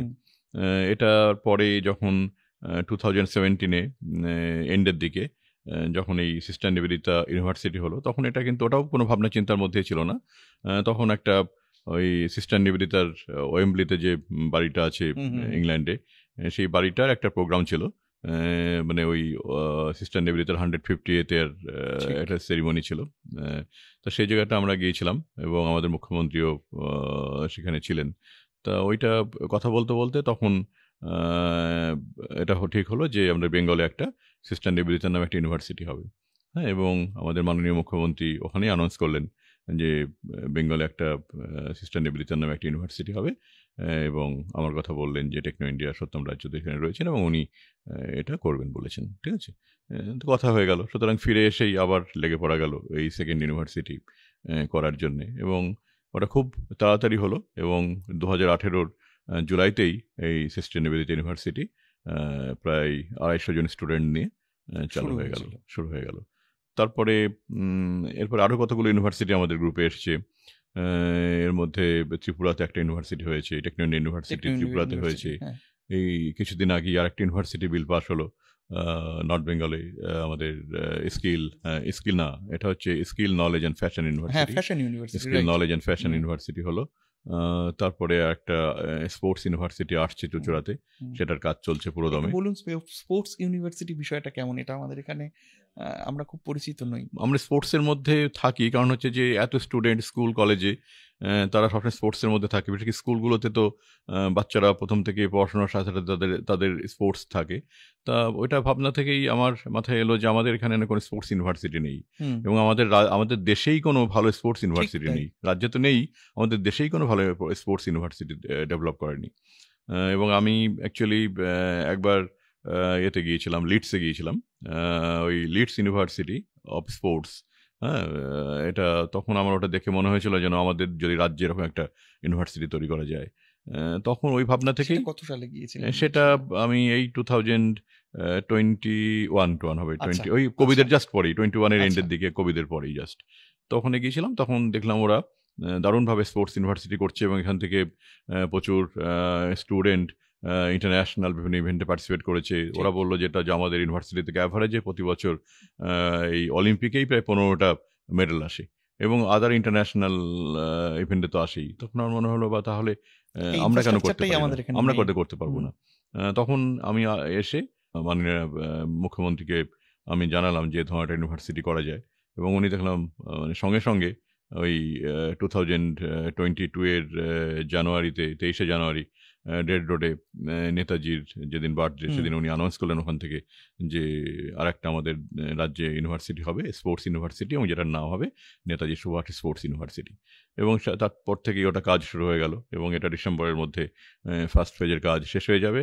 এবং তারেই আমার মনে হয় 2025-এর জুলাইতে যে সেশন, সেই সেশন থেকে আমাদের স্পোর্টস ইউনিভার্সিটি এনরোল করতে পারবে। তার মানে এটা আরেকটা এরিনা, সেটাও নতুন করে ফ্যাশন একটা নতুন এরিনা। এবং এই ফ্যাশনটা যে হয়ে গেল ফ্যাশন ইউনিভার্সিটি, এবং এটা কিন্তু তখন দেখলাম মানে এই ফ্যাশন ইউনিভার্সিটি এটা হচ্ছে ইন্ডিয়াতে নয়, ওয়ার্ল্ডের ফার্স্ট ফ্যাশন ইউনিভার্সিটি। ওয়ার্ল্ডে কোনো ফ্যাশন ইউনিভার্সিটি নেই, ইনস্টিটিউশন প্রচুর আছে যেখানে ফ্যাশন টেকনোলজি, কিন্তু ফ্যাশন ইউনিভার্সিটি বলে কিছু নেই। আমাদের দেশে তো নেই, মানে কোথাও আমি দেখিনি যে ফ্যাশন ইউনিভার্সিটি, কিন্তু এই প্রথম আমাদের ওয়ার্ল্ডে প্রথম ফ্যাশন ইউনিভার্সিটি যেটা নর্থ বেঙ্গলে হলো। এবং প্রত্যেকটাই যারা এখানে পড়বে, যারা এখানে কাজ শিখবে, তাদের কাজ শিখে একটা গ্লোবাল এক্সপোজারের জায়গা আছে ডেফিনেটলি। এবং এই ফ্যাশন ইউনিভার্সিটিটার সঙ্গে সঙ্গে সেখানে তো স্কিল অ্যান্ড ফ্যাশন, তো স্কিলের ওপরে প্রচুর জব অপরচুনিটি আছে। এবং আমি ওই নর্থ বেঙ্গলটাকে বেছে নিয়েছিলাম ওই জন্যেই যে north Bengal and whole north east, তারা দেখবেন একটু মানে সবসময় একটু ফ্যাশনেবল থাকতে ভালোবাসে তারা। এবং তারপরে স্কিলের ওপরে তাদের প্রচুর, হ্যাঁ স্কিলের ওপরে তারা এমনিতেই তাদের কিছু ট্যালেন্ট রয়েছে। এবং আমি ভেবেছিলাম যে এখান থেকে প্রচুর জব ক্রিয়েট করা যাবে ফ্যাশন এবং স্কিলের ওপরে। তাছাড়াও ব্যাক এন্ডে প্রচুর কাজ করা যাবে, ফ্যাশন নিয়ে তো বটেই, কারণ এখানে আমরা প্রচুর যারা অলরেডি বিভিন্ন কাজকর্ম করছেন, এক্সপার্টাইজ রয়েছে যাদের, এবং যারা ভালো ডিজাইন পান না, বা সেই তাদের যে প্রোডাক্টগুলো সেইভাবে টোটাল জিনিসটা এক জায়গাতে নিয়ে তাদেরকে সেই ফ্যাসিলিটি ক্রিয়েট করে সেটাকে প্রপার মার্কেটেবল করা দেশে বিদেশে, সেগুলো হয় না। তো আমি ব্যাক এন্ডে যেটা করব ইউনিভার্সিটির সঙ্গে, এই ব্যাক এন্ডে প্রচুর প্রোডাকশন হাউস থাকবে এবং ইনফ্রাস্ট্রাকচার আমি ডেভেলপ করে দেবো সেখানে যারা কাজ করতে চান। এবং আমি বিভিন্ন আমাদের দেশের বিভিন্ন যারা ট্যালেন্ট রয়েছে তাদেরকে নিয়ে এসে এবং স্টুডেন্টদেরকে শিখিয়ে সেখানে ব্যাক এন্ডে প্রচুর প্রোডাক্ট তৈরি হবে, এবং সেগুলো আমরা আস্তে আস্তে মার্কেটেবল করব এবং দেশে বিদেশে, এবং সেখান থেকে একটা মানে ইকোসিস্টেম তৈরি হবে। এবং আমার মনে হয় এটা প্রচুর জব ক্রিয়েশন হবে। আমার আপনি বলছেন বলে আমি বলছি, আমার এটাও মনে হচ্ছে আপনার কথা শুনে যে আমাদের যে বিভিন্ন লোকজ পোশাক, সেগুলোকেও একটা গ্লোবাল মার্কেটে এক্সপোজার দেওয়ার, নিয়ে যাওয়ার একটা, অবশ্যই আমরা তো ডিজাইনগুলো দেবো, নতুন নতুন ডিজাইন দেবো বলুন, বা ধনেখালি শান্তিপুরের তাঁত বলুন, সেগুলোকে আবার নতুন করে অনেক কিছু করার আছে, অনেক কিছু করা যাবে। ইন্ডিজিনাস প্রোডাক্টকে একটা গ্লোবাল মার্কেটে নিয়ে যাওয়ার একটা সুযোগ হয়তো ফ্যাশন ইউনিভার্সিটির জায়গা থেকে পাওয়া যাবে। যেহেতু আমাদের কথাবার্তাটা এই খাতে এগোচ্ছে যে যা কিছুই আপনারা ডেভেলপ করেছেন, নতুন করে তৈরি করেছেন, সেটা প্রত্যেকটা জিনিসই দেখা যাচ্ছে যে বাজারের অনুযায়ী একদম নতুন। তাহলে আমার প্রশ্নটা অবশ্যই এক্ষেত্রে থাকবে, এআই নিয়ে আপনাদের ভাবনা চিন্তা। এখন তো এআই ছাড়া যেদিকে আমরা এগোচ্ছি, আমরা এক পাও চলতে পারবো না, এবং তথ্য প্রযুক্তি জগতের সঙ্গে সেটা একটা ভীষণ ইন্টারটুইন্ড হয়ে গিয়েছে, এবং গ্লোবাল মার্কেটকে ডমিনেট করবে এআই আগামী কয়েক দশক, এটা বোঝা যাচ্ছে। এআই নিয়ে আপনার কি? এআই নিয়ে অলরেডি কাজ শুরু হয়েছে। যেদিন থেকে এআই ইন্ট্রোডিউসড হয়েছে সেদিন থেকেই আমরা বিভিন্ন ট্রেনিং প্রোগ্রাম অলরেডি শুরু করেছি। আমাদের স্টুডেন্টদের বিভিন্ন প্রোগ্রামের সাথে সাথে আমরা এআই ট্রেনিং ব্যবস্থা করেছি, স্টাফদের জন্য ব্যবস্থা করেছি। তার সঙ্গে সঙ্গে আমরা এর জন্য আমরা ইঞ্জিনিয়ারিং কোর্স এনেছি, মানে আর্টিফিশিয়াল ইন্টেলিজেন্সের উপরে বিভিন্ন ইঞ্জিনিয়ারিং কলেজে কমপ্লিটলি 4 years ইঞ্জিনিয়ারিং প্রোগ্রাম আমরা এনেছি, এবং এই ইউনিভার্সিটিতেও আমরা এনেছি। এবং এখানে শুধুমাত্র এই কম্পিউটার সায়েন্স বলতে কম্পিউটার সায়েন্স অ্যান্ড ইঞ্জিনিয়ারিং নয়, কম্পিউটার সায়েন্সের সাথে আমরা বলেছি computer science in artificial intelligence. Okay, তার জন্য ডিগ্রি ডিপ্লোমা প্রোগ্রাম আমরা এনেছি। তাছাড়াও এখানে আমরা এটার উপরে বিভিন্ন রকম শর্ট প্রোগ্রামস ডিজাইন করেছি, এবং যাতে আমাদের যারা অলরেডি মানে শুধুমাত্র এই এআই নিয়েই পড়াশোনা করবেন তাদের জন্য 4 বছর তো কোনো প্রয়োজন নেই। তারা কম্পিউটার জানেন, তারা কম্পিউটার ইঞ্জিনিয়ার হয়তো, বা অন্যান্য ফিল্ডে তারা ইঞ্জিনিয়ারিং করেছেন বা পড়াশোনা করেছেন, হ্যাঁ, বা হয়তো কেউ কোনো একটা হয়তো ফাইন আর্টসের একটা প্রোগ্রাম করেছেন, হ্যাঁ, বা তারা কেউ একটা হয়তো কি বলবো একটা সাইকোলজির প্রোগ্রাম করেছে। সেটাকে কি করে এআই লিঙ্ক করা যায়, সেটা মানে প্রত্যেকটা ডিসিপ্লিনের সঙ্গে কি করে এআই লিঙ্ক করা যায়, করে তাদের কাজ অনেক বেশি গতিশীল করা যায়, তার জন্য আমরা অলরেডি সেই প্রোগ্রামগুলো ইন্ট্রোডিউস করে দিয়েছি এবং স্টুডেন্টরা সেটা করছে। এবং এটা আমাদের কিন্তু সব জায়গাতেই আমরা এটা ইন্ট্রোডিউস করেছি। হোটেল ইন্ডাস্ট্রি, সেটাই আপনি এলেন কেন? আপনাদের ওটা দার্জিলিং আমি বললাম না, আমি কোনো কিছু ভাবনা চিন্তা করে আসিনি। মানে যখন যেটা মানে অপরচুনিটি এসছে বা কিছু একটা ভাবনা চিন্তার মধ্যে এসেছে, হয়তো সেটা হয়ে গেছে। হোটেলটা আমি নিজে তৈরি করিনি, ওটা একটা অপরচুনিটি পেয়েছিলাম। রিট্রিট এটা দার্জিলিং হ্যাঁ, এটা একটা পারচেস করে নেওয়ার জন্য, সেটা পারচেস করে নিয়েছিলাম সেই জন্যই একটা। এবং হোটেলটা আসার ফলে কি হয়েছিল, আমার মাথায় তখন এসেছিল যে যেহেতু একটা হোটেল রয়েছে, আরও কিছু হোটেল করব এবং তার সঙ্গে সঙ্গে হোটেল ম্যানেজমেন্ট, হসপিটালিটি ম্যানেজমেন্ট প্রোগ্রামগুলো ওইগুলো আবার জুড়ে যাবে। লিঙ্ক করবো। হ্যাঁ, সেটাই সুবিধা হয়েছে। এবং ঠিক হসপিটালের ক্ষেত্রেও ঠিক তাই, যে আমরা একটা হসপিটাল করার পরে আরও কতগুলো হসপিটাল করেছি। এবং এই হসপিটালগুলো করার ফলে কি হয়েছে, যে আমরা হসপিটাল ম্যানেজমেন্টের ওপরে অনেক রকম program, nursing program, hospital management program, medical technicians program, হ্যাঁ, বিভিন্ন রকম প্রোগ্রাম। তারপরে যারা বায়োমেডিক্যাল ইঞ্জিনিয়ারিং প্রোগ্রাম করছে তাদের হসপিটালের গিয়ে তাদেরকে হাতে কলমে সেগুলো শেখা। অর্থাৎ আমরা যা করতে চেয়েছি, মানে আমরা সেখানে কিন্তু সেই ধরনের প্রোগ্রাম আমরা অলরেডি ইন্ট্রোডিউস করে দিয়েছি। যেমন হোটেলের সঙ্গে হোটেল ম্যানেজমেন্ট, হসপিটাল ম্যানেজমেন্ট, হসপিটালের সঙ্গে হসপিটাল ম্যানেজমেন্ট রিলেটেড প্রোগ্রাম এবং মেডিকেল টেকনিশিয়ান, স্যান প্রচুর রকম প্রোগ্রাম আমরা এনেছি। আমাদের ঠিক একসঙ্গে মিডিয়ার সঙ্গেও তাই। আমাদের দুটো মিডিয়া রয়েছে, একটা বেঙ্গলি মিডিয়া, একটা ইংলিশ মিডিয়া। ন্যাশনাল একটা ইংলিশ মিডিয়া রয়েছে, একটা বেঙ্গলি মিডিয়া রয়েছে, মানে নিউজ পেপার রয়েছে।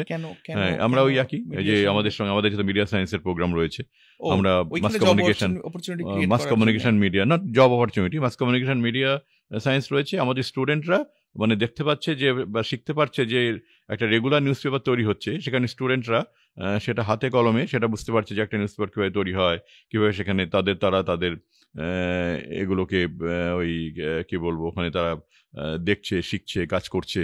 তার সঙ্গে আবার অনলাইন রয়েছে, তার সঙ্গে অন্য অনেকগুলো সেগমেন্ট রয়েছে।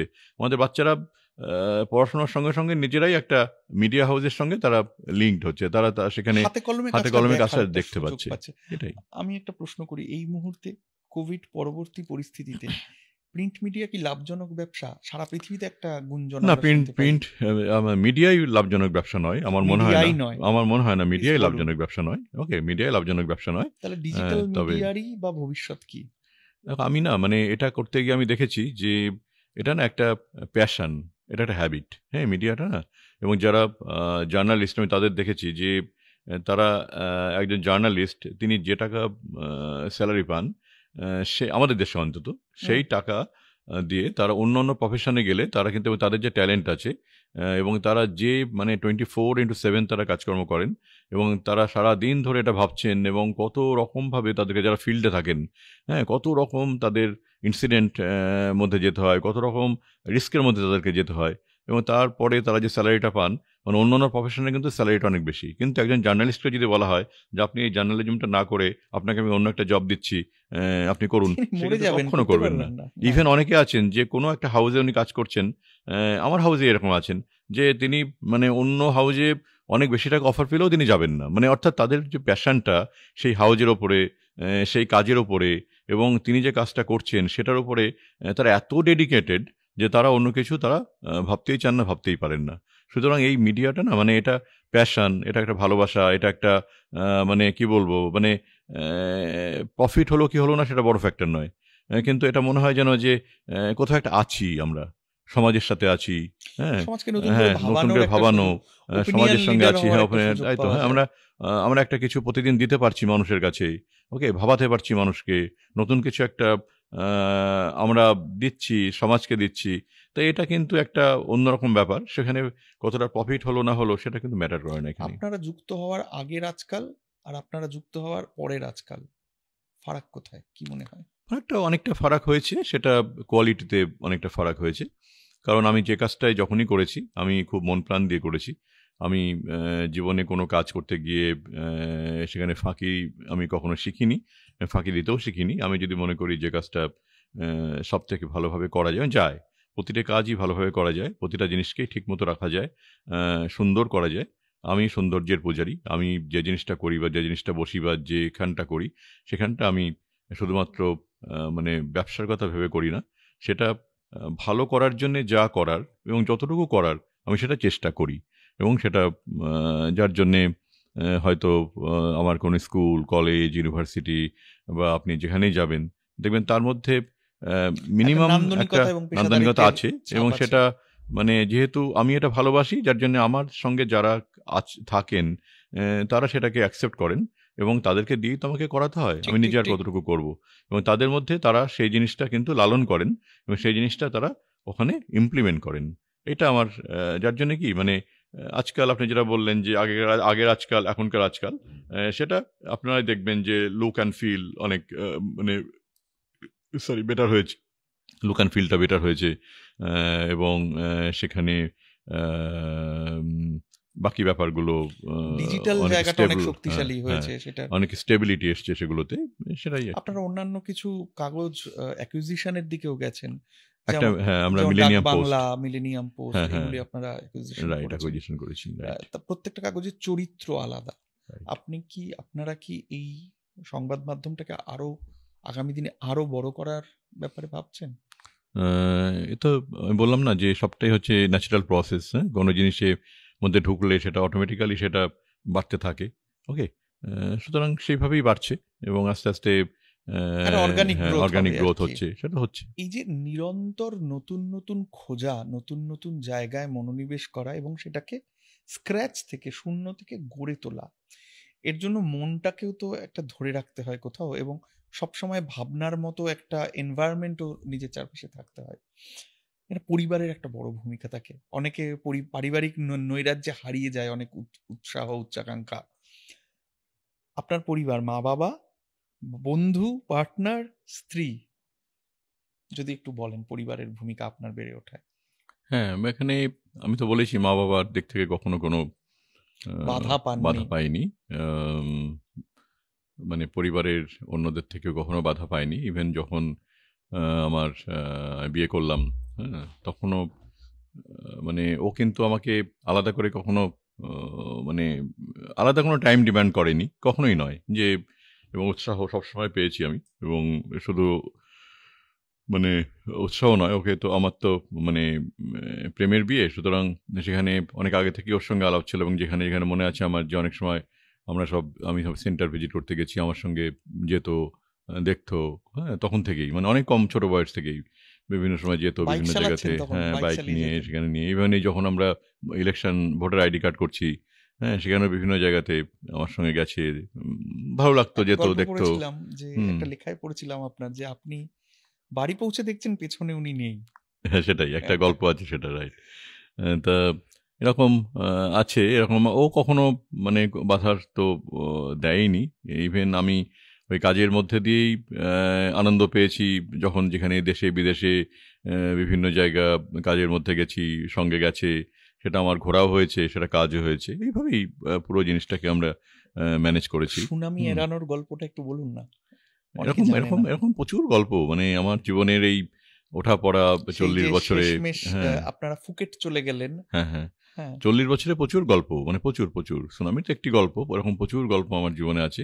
তবে সুনামির গল্পটা তুমি যখন বললে, এটা হচ্ছে যে জাস্ট ডিসেম্বরে এই 24th বা 23rd ডিসেম্বর ঠিক হলো যে ইয়েতে যাব আমরা, থাইল্যান্ড যাব। হুম, আমার এক আমেরিকান বন্ধু, তার স্ত্রী এবং তার ছেলে, আমি এবং আমার ওয়াইফ মৌ, আমার হুম। ছেলে ঋষি। তো আমরা ইয়েতে ফুকেটে যাব। প্রথমে ঠিক হলো যে ব্যাংকক নেবে, ফুকেট যাব, তারপরে আবার ব্যাংককে আসবো, এরকম একটা প্ল্যান ছিল। তো সেইভাবেই ফুকেটের টিকিট করা হয়েছিল এবং এখানে আমার যে ট্রাভেল এজেন্ট সেইভাবেই ফুকেটের হোটেল টিকিট সবভাবে অ্যারেঞ্জ করেছিলেন। তো এখান থেকে যখন আমরা ব্যাংককে পৌঁছলাম তখনই ভোরবেলা, মানে যে ফ্লাইটটা যায় ভোর মানে 5:30 6টায় পৌঁছায় ব্যাংককে। তারপরে মনে হয় ফুকেটের ফ্লাইটটা ছিল 9:30 10টা নাগাদ সকালে আচ্ছা। ফ্লাইটটা ছিল। তো ওই 3 3.5 ঘন্টা বসে থাকতে হবে। আমি আবার আমি খুব আর কি মানে আমি মানে খুব ডিসিশন চেঞ্জ করি মাঝে মাঝেই আর কি। আচ্ছা। হঠাৎ হঠাৎ কিছু মনে হয় ডিসিশন চেঞ্জ করি। তো তখন আমার মনে হলো যে কি বলে আবার যাব, অতটা আবার একটা ফ্লাইট করে ফুকেট যেতে হবে, 3 3.5 ঘন্টা বসে থাকতে হবে। তখন মৌকে বললাম যে এক কাজ করি, চলো আর ফুকেট পাটায়া। যাবো না, পাটায়া চলে যাই। হুম। একটা গাড়ি নিয়ে 2 ঘন্টা লাগবে, 2 ঘন্টা 1.5 ঘন্টা লাগবে, এখান থেকে পাটায়া চলে যাই। তো ও বললো খুব ভালো, হ্যাঁ দরকার নেই, আমরা পাটায়া আমার ওই আমেরিকান বন্ধু বলে হ্যাঁ তোমরা যা বলবে সেটাই। তো আমরা হঠাৎ করে ওখান থেকে বেরিয়ে একটা গাড়ি নিয়ে পাটায়া চলে গেলাম। পাটায়া চলে গেছে, গিয়ে ওখানে আমরা থেকেছি। আর কিছু বলিনি, আমাদের ট্রাভেল এজেন্টও জানেন না কিছু, আমরা হোটেলও ক্যান্সেল করিনি, কিছুই করিনি, ফ্লাইটের টিকিটও ক্যান্সেল করিনি, চলে গেছি জাস্ট। পরের দিন সকালে দেখছি যে মানে ঘুম থেকে উঠিনি, তার মধ্যেই প্রচুর মানে ফোন বেজেছে, মানে এটা হঠাৎ Missed করে call মানে চলে এসেছে মিসড কল চলে আসছে। আমার তো ফোন সাইলেন্ট মোডে থাকে, আমি বুঝতে পারিনি। তখন দেখি আমার ফোনে না পেয়ে মোয়ের ফোনে কন্টিনিউসলি ফোন বেজেছে। ওর ফোনটা সাইলেন্ট মোডে থাকে না, ফোনটা ইয়ে করতে থাকে, সাউন্ড থাকে। তো ও ফোন বারবার বিরক্ত হয়ে ফোনটা ধরেছে, ধরে তখন বলছে যে আপনার কোথায়? আমার ট্রাভেল এজেন্ট যিনি হ্যাঁ যিনি ফোন করেছেন, মিস্টার লাহিড়ী, তো ফোন করেছেন। তো বললাম আমরা তো পাঠাই, কেন আপনারা ফুকেট যাননি? বলুন না আমরা ফুকেট যাইনি। ও মাই গড, হ্যাঁ আপনি এসআরসি কোথায় একটু দিন। হ্যাঁ, তো তো আমাকে দিয়েছে। তাহলে হ্যাঁ, আমি তো জানি না কিছু। বলছে যে মানে মানে কিভাবে আপনারা বেঁচে গেলেন আমি জানি না। হ্যাঁ, আমরা তো আপনি জানেন না যে কাল রাতে সিচুয়েশন আপনি ঘুমোচ্ছিলেন, ডিভাস্টেটিং। হ্যাঁ, হ্যাঁ ঘুমোচ্ছিলেন। সেটা মানে কমপ্লিটলি এটা এই সমস্ত হয়েছে এবং আপনাদের জন্য যেহেতু মানে আমার ওই আ আমরা সবসময় কি করতাম, নিয়ারেস্ট টু দ্য বিচ কোনো হোটেল আমরা বলতাম বিচের ওপরে বা nearest to the beach hotel করতে। তা বললো আপনাদের তো হোটেলটা ছিল একদম বিচের ওপরে, সেই হোটেলটা আর কিচ্ছু নেই। তো আমরা ভাবছি যে আপনারা নেই, ভেসে গেছেন। ওকে, তো সেই জন্যই বারবার ফোন করছিলাম, হ্যাঁ, কিন্তু কি করে ঈশ্বর বাঁচিয়ে দিলেন আমি জানি না। তা অলৌকিক বেঁচে গেলাম, অলৌকিক। হ্যাঁ, তারপরে ওখান থেকে পরে খবর টবর সব শুনলাম, যে দেখলাম যে এরকম বিশাল কিছু ঘটেছে, কিন্তু পাটায়াতে কিছু ঘটেনি। এরকম একটা মেঘলা হয়ে রয়েছে, অল্প ঢেউ, কিন্তু ওইভাবে নিম্নচাপের মতো হ্যাঁ একটা কিছু হ্যাঁ একটা হয়ে রয়েছে, কিন্তু তারপরে যা শুনলাম সেটাতে বিভৎস। তো ওইভাবে বেঁচে গেলাম। তারপরে ২ বছর বাদে আমরা ইয়েতে গেলাম, ফুকেট গেলাম। ফুকেটে গিয়ে মানে যে হোটেলটা আমাদের বুকিং ছিল, সেখানে গিয়ে দাঁড়ালাম, দেখলাম নতুন করে একটা কনস্ট্রাকশন হচ্ছে আরকি। মানে সেটা আর কিছু নেই, নতুন করে একটা কনস্ট্রাকশন হয়েছে, হাফ কনস্ট্রাকশন হয়ে দাঁড়িয়ে আছে। সেখানে একটা ফটো তুললাম দাঁড়িয়ে এবং আমি একটা গল্প লিখেছিলাম, অ্যা অ্যা ন কি কি মৃত্যুদ্বীপের ইশারায় বা সামথিং লাইক দ্যাট কিছু আচ্ছা একটা গল্প লিখেছিলাম তখন আচ্ছা। আমি এটা নিয়ে। এরকম অনেক ঘটনা আছে, অনেক কিছু আছে আমি আমি আমার। পড়েছিলাম যে আপনারা নিজেদের মধ্যে দম্পতির কথাবার্তা কি আপনারা ঠিক করতেন যে ৫ লাখ টাকা পেলেই ঘুরে বেড়াবো। নিজেদের মধ্যে একটা স্বপ্ন ছিল যে ৫ লাখ টাকা পেলেই আমাদের হয়ে যাবে, হ্যাঁ, তারপর ও তখন আমরা প্রেম করি ওর সাথে আমি। তখন আমরা মনে আছে, ও অনেক ছোট। ও তখন মনে হয় ১৬ বছর-টছর ওর বয়স। আমার তখন 23 আরকি। তো ওই হাঁটছি দুজনে, গল্প করতে, করতে হাঁটছি। হাঁটতে এই তখন কথা হচ্ছে যে তখন তো মানে আবেগ, হ্যাঁ? তখন অনেক আ কথা হচ্ছে যে, "শোনো আমরা ঘুরে বেড়াবো। খুব মানে আমরা আ মানে খুব কষ্ট করে এই টিউশন করতেও টিউশন করি। টিউশন করছি। আ আর তখন সবে কম্পিউটার সেন্টারটা হয়েছে আরকি। ২-৩ টে কম্পিউটার সেন্টার হয়েছে। তা এরকমভাবেই ঘুরে বেড়াবো, প্রচুর ঘুরবো। হুম? আর আমি ৳৫,০০,০০০ যেভাবে হোক ৳৫,০০,০০০ জোগাড় করতে হবে। ৳৫,০০,০০০ শরীর মুক্তি। জমাতে হবে। ৳৫,০০,০০০ জমিয়ে সেটা ব্যাংকে রাখলে তখন হচ্ছে ৫ বছরে ডাবল হতো। আর ৫ বছরে ডাবল। তার মানে হচ্ছে যে বছরে প্রায় ৳৪০,০০০ টাকা বা 45,000 হচ্ছে হুম মাসে। হুম হ্যাঁ? মানে এরকম মাসে 45,000 মানে আমাদের হয়ে যাবে। হ্যাঁ? এটা তাতে আমরা আরামে থাকতে পারবো। ওইটা নিয়ে ঘুরে বেড়াবো প্রচুর আরকি। সেই ৳৫,০০,০০০ মানে সঞ্চয় করতে পারলেই লাইফটা সেভ ছোট আরকি। আশা, হ্যাঁ, ছোট ছোট ছোট আশা। ছোট আশা। তা আমি জীবনে বড় আশা কিন্তু কিছু করিনি এবং আমি জীবনে না কখনো কোনো লক্ষ্য স্থির কখনো করিনি। জীবনে করিনি, নেভার। মানে আমি কখনো ডেস্টিনেশন ওই যে যেতে হবে বা ওইটা করতে হবে বা আমাকে এইটা বানাতে হবে, ওটা আমি কিচ্ছু করিনি। বিশ্বাস করো পৃথিবীতে আমি যা পেয়েছি, আমার কাছে যা এসেছে, মানে বা তুমি হয়তো আ মানে কিছু একটার জন্য আজকে আমাকে ইন্টারভিউ করছো। ওকে, তাই তো? সেটা করতে গিয়ে সেই এইগুলো না আমার জীবনে মানে আমি মানে কষ্টার্জিত নয় আমার জন্যে। বিশ্বাস করো কোনো এগুলো হচ্ছে কষ্টার্জিত পথ নয়। চলাতেই আনন্দ। হ্যাঁ, পথ চলাতেই আনন্দ। মানে আমি পথ চলেছি, যখন যেটা পেয়েছি আমি অ্যাকসেপ্ট করেছি। আমি আমার মন প্রাণ দিয়ে আমি সেটা করেছি, করতে চেয়েছি। কোনো ফাঁকি কিছু দিইনি আমি। ডিসঅনেস্টি কখনো করিনি এবং আ আমি এখানে এইটুকু পৌঁছেছি। ওকে? হ্যাঁ, এখন মিস করি আমি আমার ওয়াইফ চলে গেছেন তুমি জানো ৬ মাস আগে। জানি হ্যাঁ, আমি খুব মিস জানি করি। জানি হ্যাঁ, ভীষণ জানি। মিস করি আমি।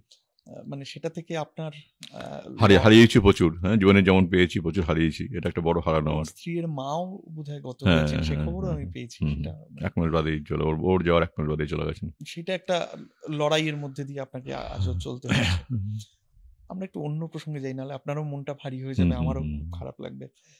ফুটবল ক্লাব, একজন উদ্যোগপতি, তিনি শিক্ষা দিশারি, তিনি হঠাৎ ফুটবল ক্লাবের কথা ভাবলেন কেন?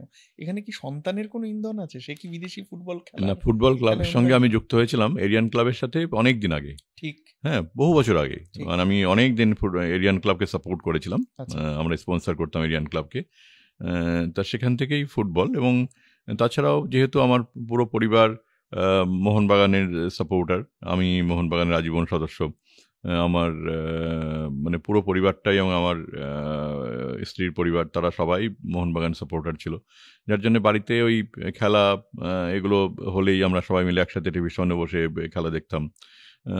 এটা তো ছিলই। তার সঙ্গে স্কুলগুলো যখন তৈরি করেছি তখন তার সঙ্গে ফুটবল কোচিং, ফুটবল সেন্টার এগুলো তো তৈরি হয়েছে, একাডেমি তৈরি হয়েছে, স্কুলগুলোর সাথে তৈরি হয়েছে। তো এগুলো একটা ছিল। তারপরে ছেলে তখন ও দেখলাম একটু ইন্টারেস্ট পেয়েছে ফুটবলে এবং খেলাধুলোতে। তখন ও প্রথম বলল যে একটা ফুটবল ক্লাব করতে চায়। আমি তো কোনো কাজে, যেহেতু আমার মা বাবা কখনো আমাকে কোনো কাজে বাধা দেননি, আমি ওর কোনো কাজে কখনো বাধা দিই না, ওকে করো। তখন ও ফুটবল ক্লাবটা তৈরি করলো, ম্যানচেস্টার সিটির সাথে একটা টাই আপ করলো। এবং ম্যানচেস্টার সিটির প্রতিনিধিরা তো এখানে এসেছিলেন, এবং ও কাজ করছে ওদের সাথে অলরেডি, এবং বড়ভাবে কাজ করছে, খুব লার্জার স্কেলে ও ভাবছে এটা। তারপরে আমাদের ও ক্লাবটা করেই প্রথম বছরেই চ্যাম্পিয়ন হয়েছে ক্লাবটা। এবং আপনারা তো এখন মানে লিগ খেলবে, মোহনবাগান লিগ খেলবে, লিগ খেলতে পারবে, লিগ খেলতে পারবে বছরে। সেটা একটা ভালো আর কি, প্রথম বছরটাতেই এবং আমরা এটা করতে পেরেছি। তার মানে আমরা আপনার এটা প্রথম বছরে করাটা খুব এক্সেপশনাল, আর আপনাদের ফুটবল ইউনিভার্সিটির সঙ্গেও তার মানে এটা কোলেট করতে পারবে আগামী দিনে, স্পোর্টস ইউনিভার্সিটি কোলেট করতে পারবে। এখন এখান থেকে একটা প্রশ্ন আসে যে এতগুলি ডোমেন, এতগুলি শাখা, একটার সঙ্গে আরেকটার অনেক ডিফারেন্স রয়েছে চরিত্রগতভাবে, কোনোটা ফুটবল ক্লাব, কোনোটা একটা ইউনিভার্সিটি, তার মধ্যে এত বিষয়ের বৈপরীত্য। How do you manage? আমি তো কিচ্ছু ম্যানেজ করি না, আমি কিচ্ছু ম্যানেজ করি না। যারা করেন প্রত্যেককে আমি একটা জিনিসে বিশ্বাস করি, যে স্কুল হোক, কলেজ হোক, ইউনিভার্সিটি হোক, মিডিয়া হোক, যে যেখানে হোক, ক্লাব হোক, যেটাই হোক না কেন, মানে যিনি যেটা দেখছেন আমি তাকে ফুল অথরিটি দিয়ে দিই, ওকে, যে তার মতো করে করতে, তার মতো করে, তার ভালোবাসা দিয়ে করতে। এবং সেটাতে আমি দেখেছি যে এটা যদি করা যায়, যে কাউকে পুরো দায়িত্ব ছেড়ে দেওয়া যায়, এবং তাকে, সে তখন একটা দায়িত্বের মধ্যে পড়ে যায় যে আমাকে তো উনি ছেড়ে দিয়েছেন, সুতরাং আমাকে করে দেখাতে হবে। শুধু একটাই বলে দিই যে আমি চাই যেটা ভালো হোক, তার জন্য যে সাপোর্টটুকু দরকার, যখন যেটা বলার, যখন ফোন করার আমাকে ডিরেক্টলি করবে, যখন মনে হবে যেন কোনো সাপোর্ট দরকার আমাকে ডিরেক্টলি বলবে, কোনো জায়গায় সাপোর্টের কোনো প্রবলেম হবে না, কিন্তু আই ওয়ান্ট দ্য বেস্ট, ওকে, আমি এটুকু শুধু বলে দিই। এবং তাতে দেখছি সবাই খুব হ্যাপিলি কাজ করেন, এবং তাতে তারা নিজের দায়িত্ব নিয়ে কাজ করেন, এবং সেটা সবটাই ভালো হয়। আপনার সংস্থায় এমন কর্মী রয়েছেন যিনি হয়তো একদম 30 বছর একসঙ্গে আপনার সঙ্গে সেটে, হ্যাঁ, এমন আছেন যে আমার এখানে প্রথম শুরু করেছিলেন এবং এখানে শেষ করছেন, এরকম প্রচুর আছেন, প্রচুর। এবং আমাকে ছেড়ে, আমার মানে জ্ঞানও তো, মানে আমাকে ছেড়ে কমই গেছেন, মানে খুব কম। এবং যদি কেউ গেছেন, তিনি হয়তো অন্য কারণে গেছেন, কিন্তু আমার সঙ্গে থেকে কেউ যে আমাকে ছেড়ে চলে গেছেন সেটা খুব কম। আমিও যেতে দিই না, আমিও কাউকে, মানে আমিও চেষ্টা করি, কেউ একটা ছেড়ে গেলে শুনলে আমি তাকে ডেকে আমি কথা বলি, এটা কেন ছেড়ে যাচ্ছে, কি প্রবলেম। এত হাজার হাজার এমপ্লয়ি, কিন্তু আপনি এটা আমি চেষ্টা করি। এবং আমি তো আমার ইউনিট হেডদেরকে বলে দিই, যদি কেউ ছেড়ে যায়, যেমন আপনি যখন কাউকে রিক্রুট করছেন, আবার যখন কেউ ছেড়ে যাবে, তখন কিন্তু সেটা, মানে আমাকে অন্তত একবার জানাবেন যে কেউ ছেড়ে যাচ্ছে, কেন ছেড়ে যাচ্ছে, এটা একটু আমাকে জানাবেন। এবং দরকার হলে যদি মনে হয় আমি ডিরেক্টলি কথা বলবো, বলি আমি সেটা। এক একজন এন্টারপ্রেনার এক একটা জিনিসে গুরুত্ব দেন এমপ্লয়ি ম্যানেজমেন্টের ক্ষেত্রে। কেউ তারুণ্যকে এগিয়ে রাখেন, কেউ অনেক বেশি কাজ করাকে। নারায়ণ মূর্তির একটা বক্তব্য নিয়ে আমরা কন্ট্রোভার্সি শুনেছিলাম যে তিনি অনেক বেশি কাজ করাকে এগিয়ে রাখেন, যে সকলে 8 ঘন্টা দিচ্ছে, তুমি একটু বেশি দাও। তাই নিয়ে আবার নানা রকম বাদ বিবাদ, এরকম একটা কথা এসেছিল যে কর্পোরেট স্ট্রাকচারটাকে উনি ইমপ্লিমেন্ট করতে চাইছে মানুষের মধ্যে। কিন্তু আপনাকে এই কথাটা বলছি, আপনার অত্যন্ত প্রিয় সহকর্মীর কাছে আমি এইরকম একটা কথাও শুনেছি যে আমরা একসাথে যাচ্ছি সিঁড়ির সামনে বা লিফটের সামনে, আমি হয়তো হায়ারার্কি অনুযায়ী তার 10টা ধাপ নিচে আছি, সত্যম রায়চৌধুরী আমাকে হাত দিয়ে এগিয়ে দিচ্ছেন যে তুমি ওঠো। আমি সম্প্রতি শুনেছি। তো আপনার ওই এমপ্লয়ি ম্যানেজমেন্টের কি টেকটা কি, মূল কথাটা, মূল বিন্দুটা কি?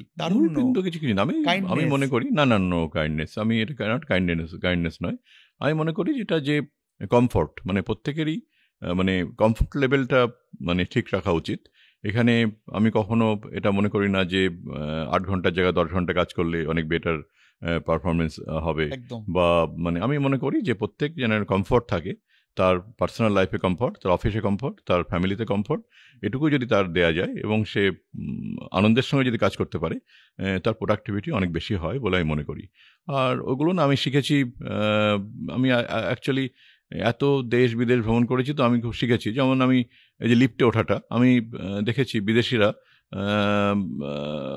দাঁড়িয়ে আছেন লিফটে, এবং তারা কিন্তু আমি শিখেছি তাদের কাছ থেকেই, তারা আগে এগিয়ে দেন আর কি, আপনি উঠুন, মানে এটা কিন্তু ন্যাচারাল শেখা, এটা কিন্তু কোনো আলাদা কিছু নয়। মানে আমার ওই হ্যাবিট হয়ে গেছে ওটা, যে এটা কেউ দেখে হ্যাঁ মানে উঠুন। এটা শুধু আমার অফিসে নয়, আমি কোনো মলে গেলে বা কোনো জায়গাতে কোনো কিছু গেলে কেউ লিফটে উঠছেন, আমি কিন্তু বলি উঠুন। এটা সব জায়গাতেই, আমি সব জায়গাতেই মনে করি যে ঠিক আছে তাকে এগিয়ে দেয়া, এটা নর্মাল থিং। এবং এটা কিন্তু আমি শিখেছি বিভিন্ন জায়গা থেকে, অনেক কিছু শিখেছি। এটা একটা শেখা, এবং এই শেখাটা অটোমেটিক্যালি নিজের মধ্যে ইনকালকেট করে গেছে, এটাই আর কি। আমি একটা কৌতূহল থেকে জানতে চাইছি, এমনকি এটা তেমন হলে আমাদের এপিসোডে নাও যেতে পারে, যে এতগুলো সংস্থা তাকে ম্যানেজ করার জন্য কোনো একটা সেন্ট্রাল অ্যাপ বা সেন্ট্রাল ইন্টিগ্রেশন সিস্টেম, সেটা কি আপনাদের রয়েছে? হ্যাঁ, একটা আছে, ডেফিনেটলি একটা আছে। তবে আরও বেটার কিছু করতে চেয়েছিলাম আমি একবার, কিন্তু সেটা ফেল করেছে।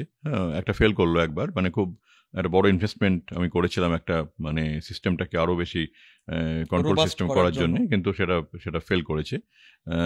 সেটা ফেল করেছে কারণ হচ্ছে যে অ্যাকচুয়ালি আমার মানে সমস্ত সিস্টেমটাই এত বেশি, মানে স্টাফেরা মানে কমফর্ট মানে থাকতে ভালোবেসে গেছে, শিখে গেছে, যে তারা না ওই ধরনের কন্ট্রোলের মধ্যে তারা দেখলাম যেতে যেতে গিয়ে তারা নিজেরাই দ্বিধাদ্বন্দ্বে ভুগছে।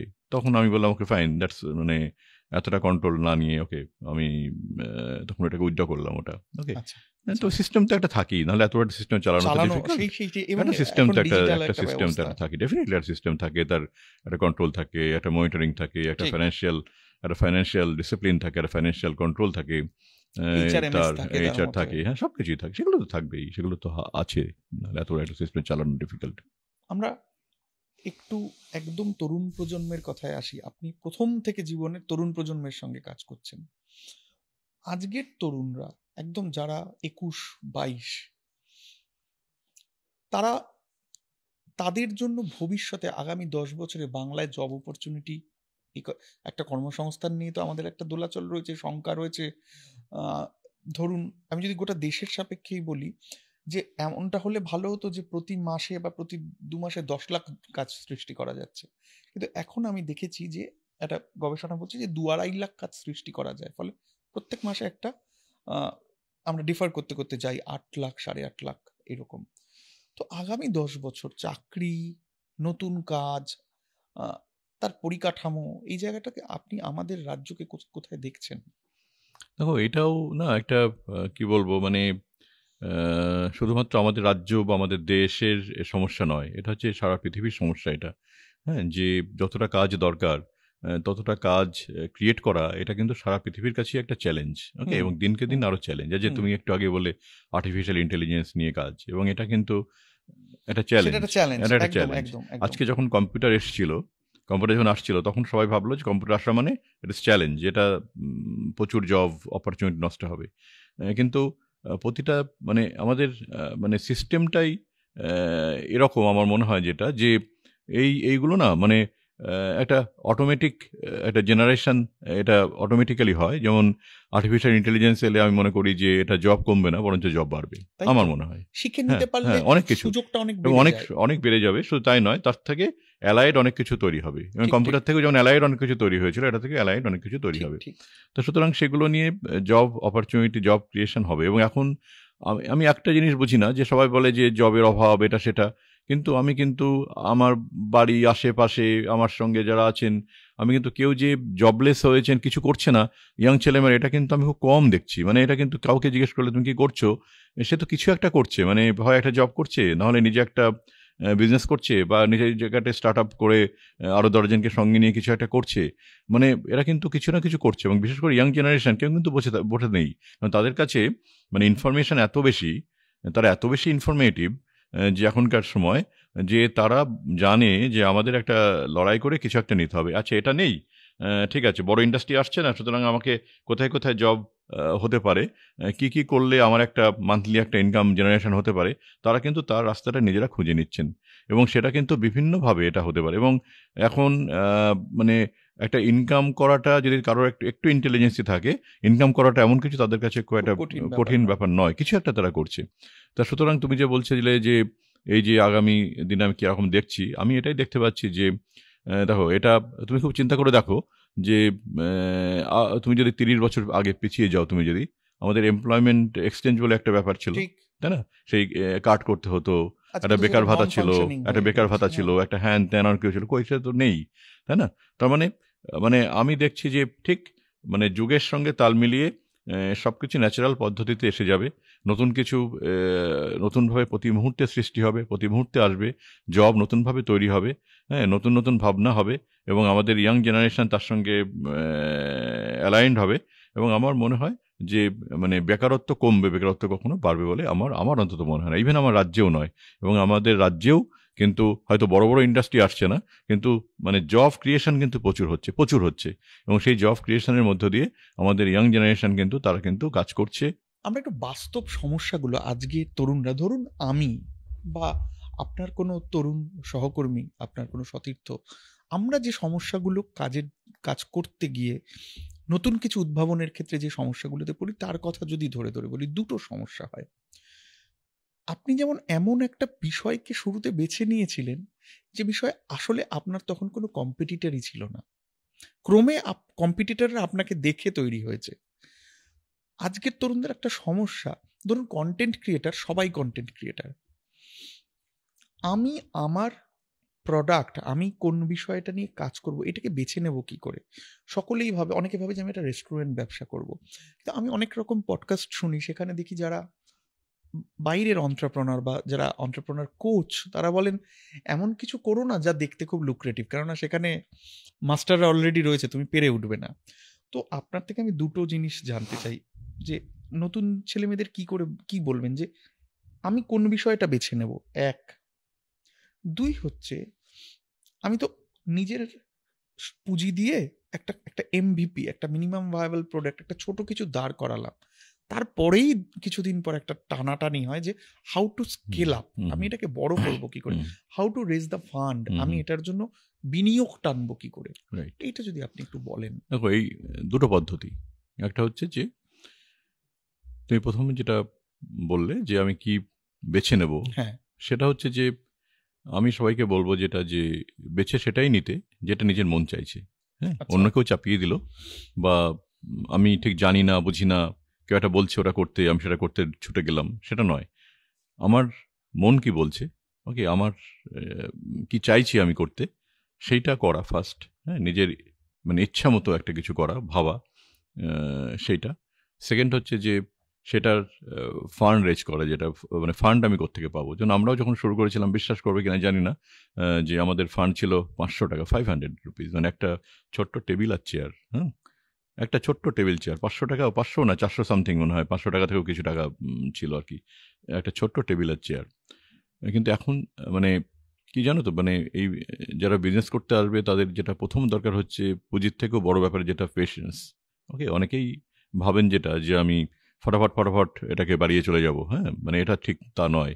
এটা প্রতিটা স্টেপ তাকে পেরিয়ে আসতে হয়, শিখতে প্রতিটা স্টেপ, নট শেখা, মানে বিজনেসের প্রত্যেকটা স্টেপ। আজকে যে ছোট্ট একটা ক্যাফেও কেউ করে, ভাবলো ক্যাফেটা হচ্ছে না, কয়েকজন আসছে না, আমার লোকজন আসছে না, ঠিক আছে আমি আবার উঠিয়ে দিয়ে আরেকটা করি, এটা করতে গেলে প্রবলেম। কিন্তু এই যদি কেউ স্ট্রিক্ট থাকে, না আমি একটা ক্যাফে করেছি, আমার ওই ক্যাফেটাকেই আমাকে করতে হবে, আমাকে কাস্টমার টানতে হবে, আমাকে কোনো একটা উদ্ভাবনী কিছু ভেবে আমাকে কাস্টমারদেরকে অ্যাট্রাক্ট করতে হবে, আমাকে সেখানে আমাকে সেল বাড়াতে হবে, ওইখানে থেকে একটা থেকে দুটো থেকে তিনটে করতে করতে তাকে এগোতে হবে। কিন্তু কেউ যদি ভাবে আমাকে চললো না, 1 বছর বাদে আমাকে এটা চেঞ্জ করে আমি অন্য একটা চলে গেলাম, ওটা হলো না, আরেকটা চলে গেলাম, তাহলে প্রবলেম।